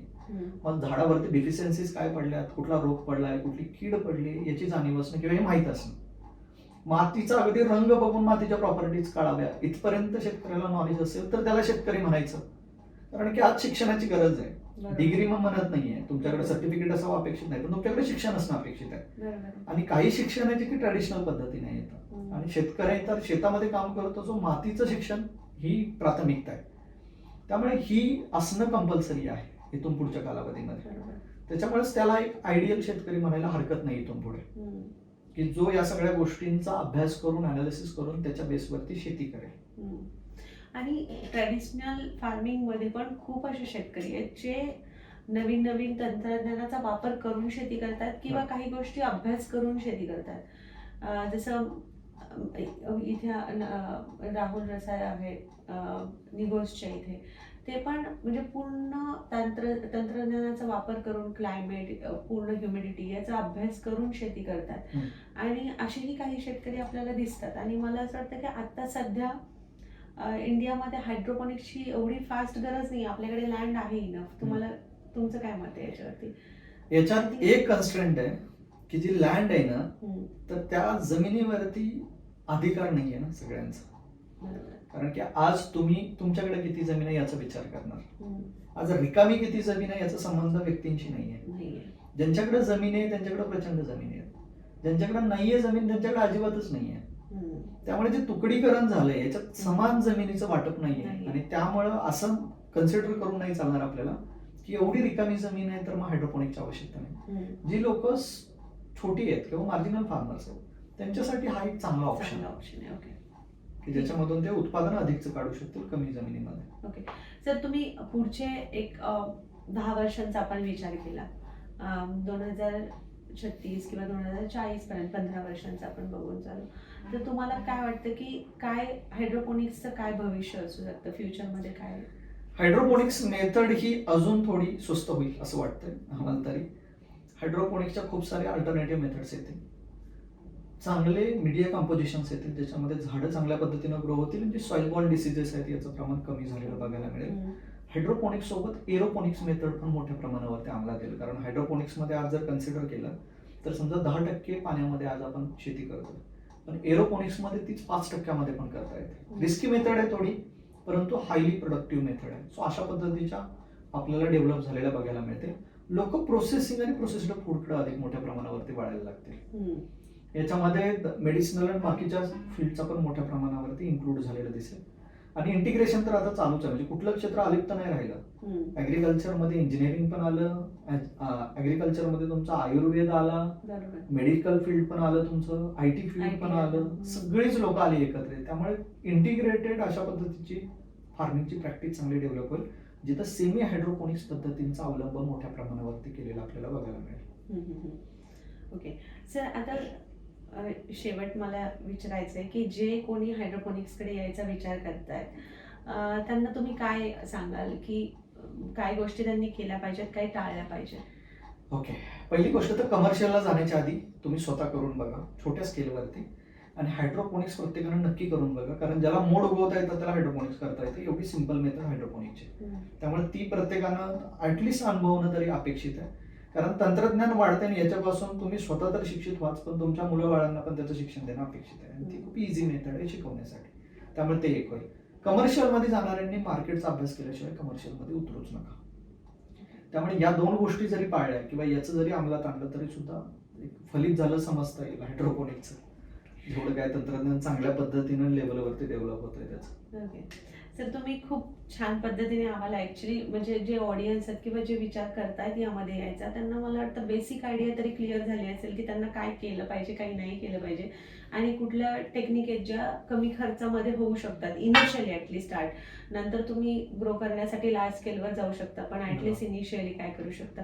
आय थिंक हे तुम्ही खूप छान पद्धतीने मांडलं आणि तुम्ही आम्हाला तुमचा वेळ दिला त्याबद्दल मनापासून आभार. खूप खूप धन्यवाद. तर शेतकरी मित्रांनो, आज आपण हायड्रोपोनिक्स शेती याबद्दल बरीच माहिती घेतली. हायड्रोपोनिक्स हा फक्त एक ट्रेंड नाही आहे, तर तो एक भविष्याची शेती करण्याचा मार्ग आहे. तर तुम्ही आता जर हायड्रोपोनिक्सचा विचार करत असाल तर हा व्हिडिओ पूर्ण डिटेलमध्ये बघा, किंवा तुम्हाला काही माहिती हवी असेल तर मी अक्षय सरांचा नंबरही आपल्या डिस्क्रिप्शनमध्ये देते, तिथे त्यांना तुम्ही कॉन्टॅक्ट करू शकता. आणि हायड्रोपोनिक शेती तेव्हा करा जिथे पाण्याची कमतरता असेल किंवा जमीन तुम्हाला खूप कमी प्रमाणात अवेलेबल आहे. अशा ठिकाणी हायड्रोपोनिक्सचा तुम्ही विचार करू शकता. कारण भविष्याचा शेतकरी हा फक्त शेतात काम करणारा नसून तो तंत्रज्ञानाचा वापर करणारा एक उद्योजक असेल. आणि हा व्हिडिओ पूर्ण पाहिल्याबद्दल मनापासून आभार. व्हिडिओ आवडला असेल तर शेअर करा, लाईक करा, चॅनलला सबस्क्राईब करा आणि अशाच माहितीसाठी आपल्याशी जोडले राहा. धन्यवाद.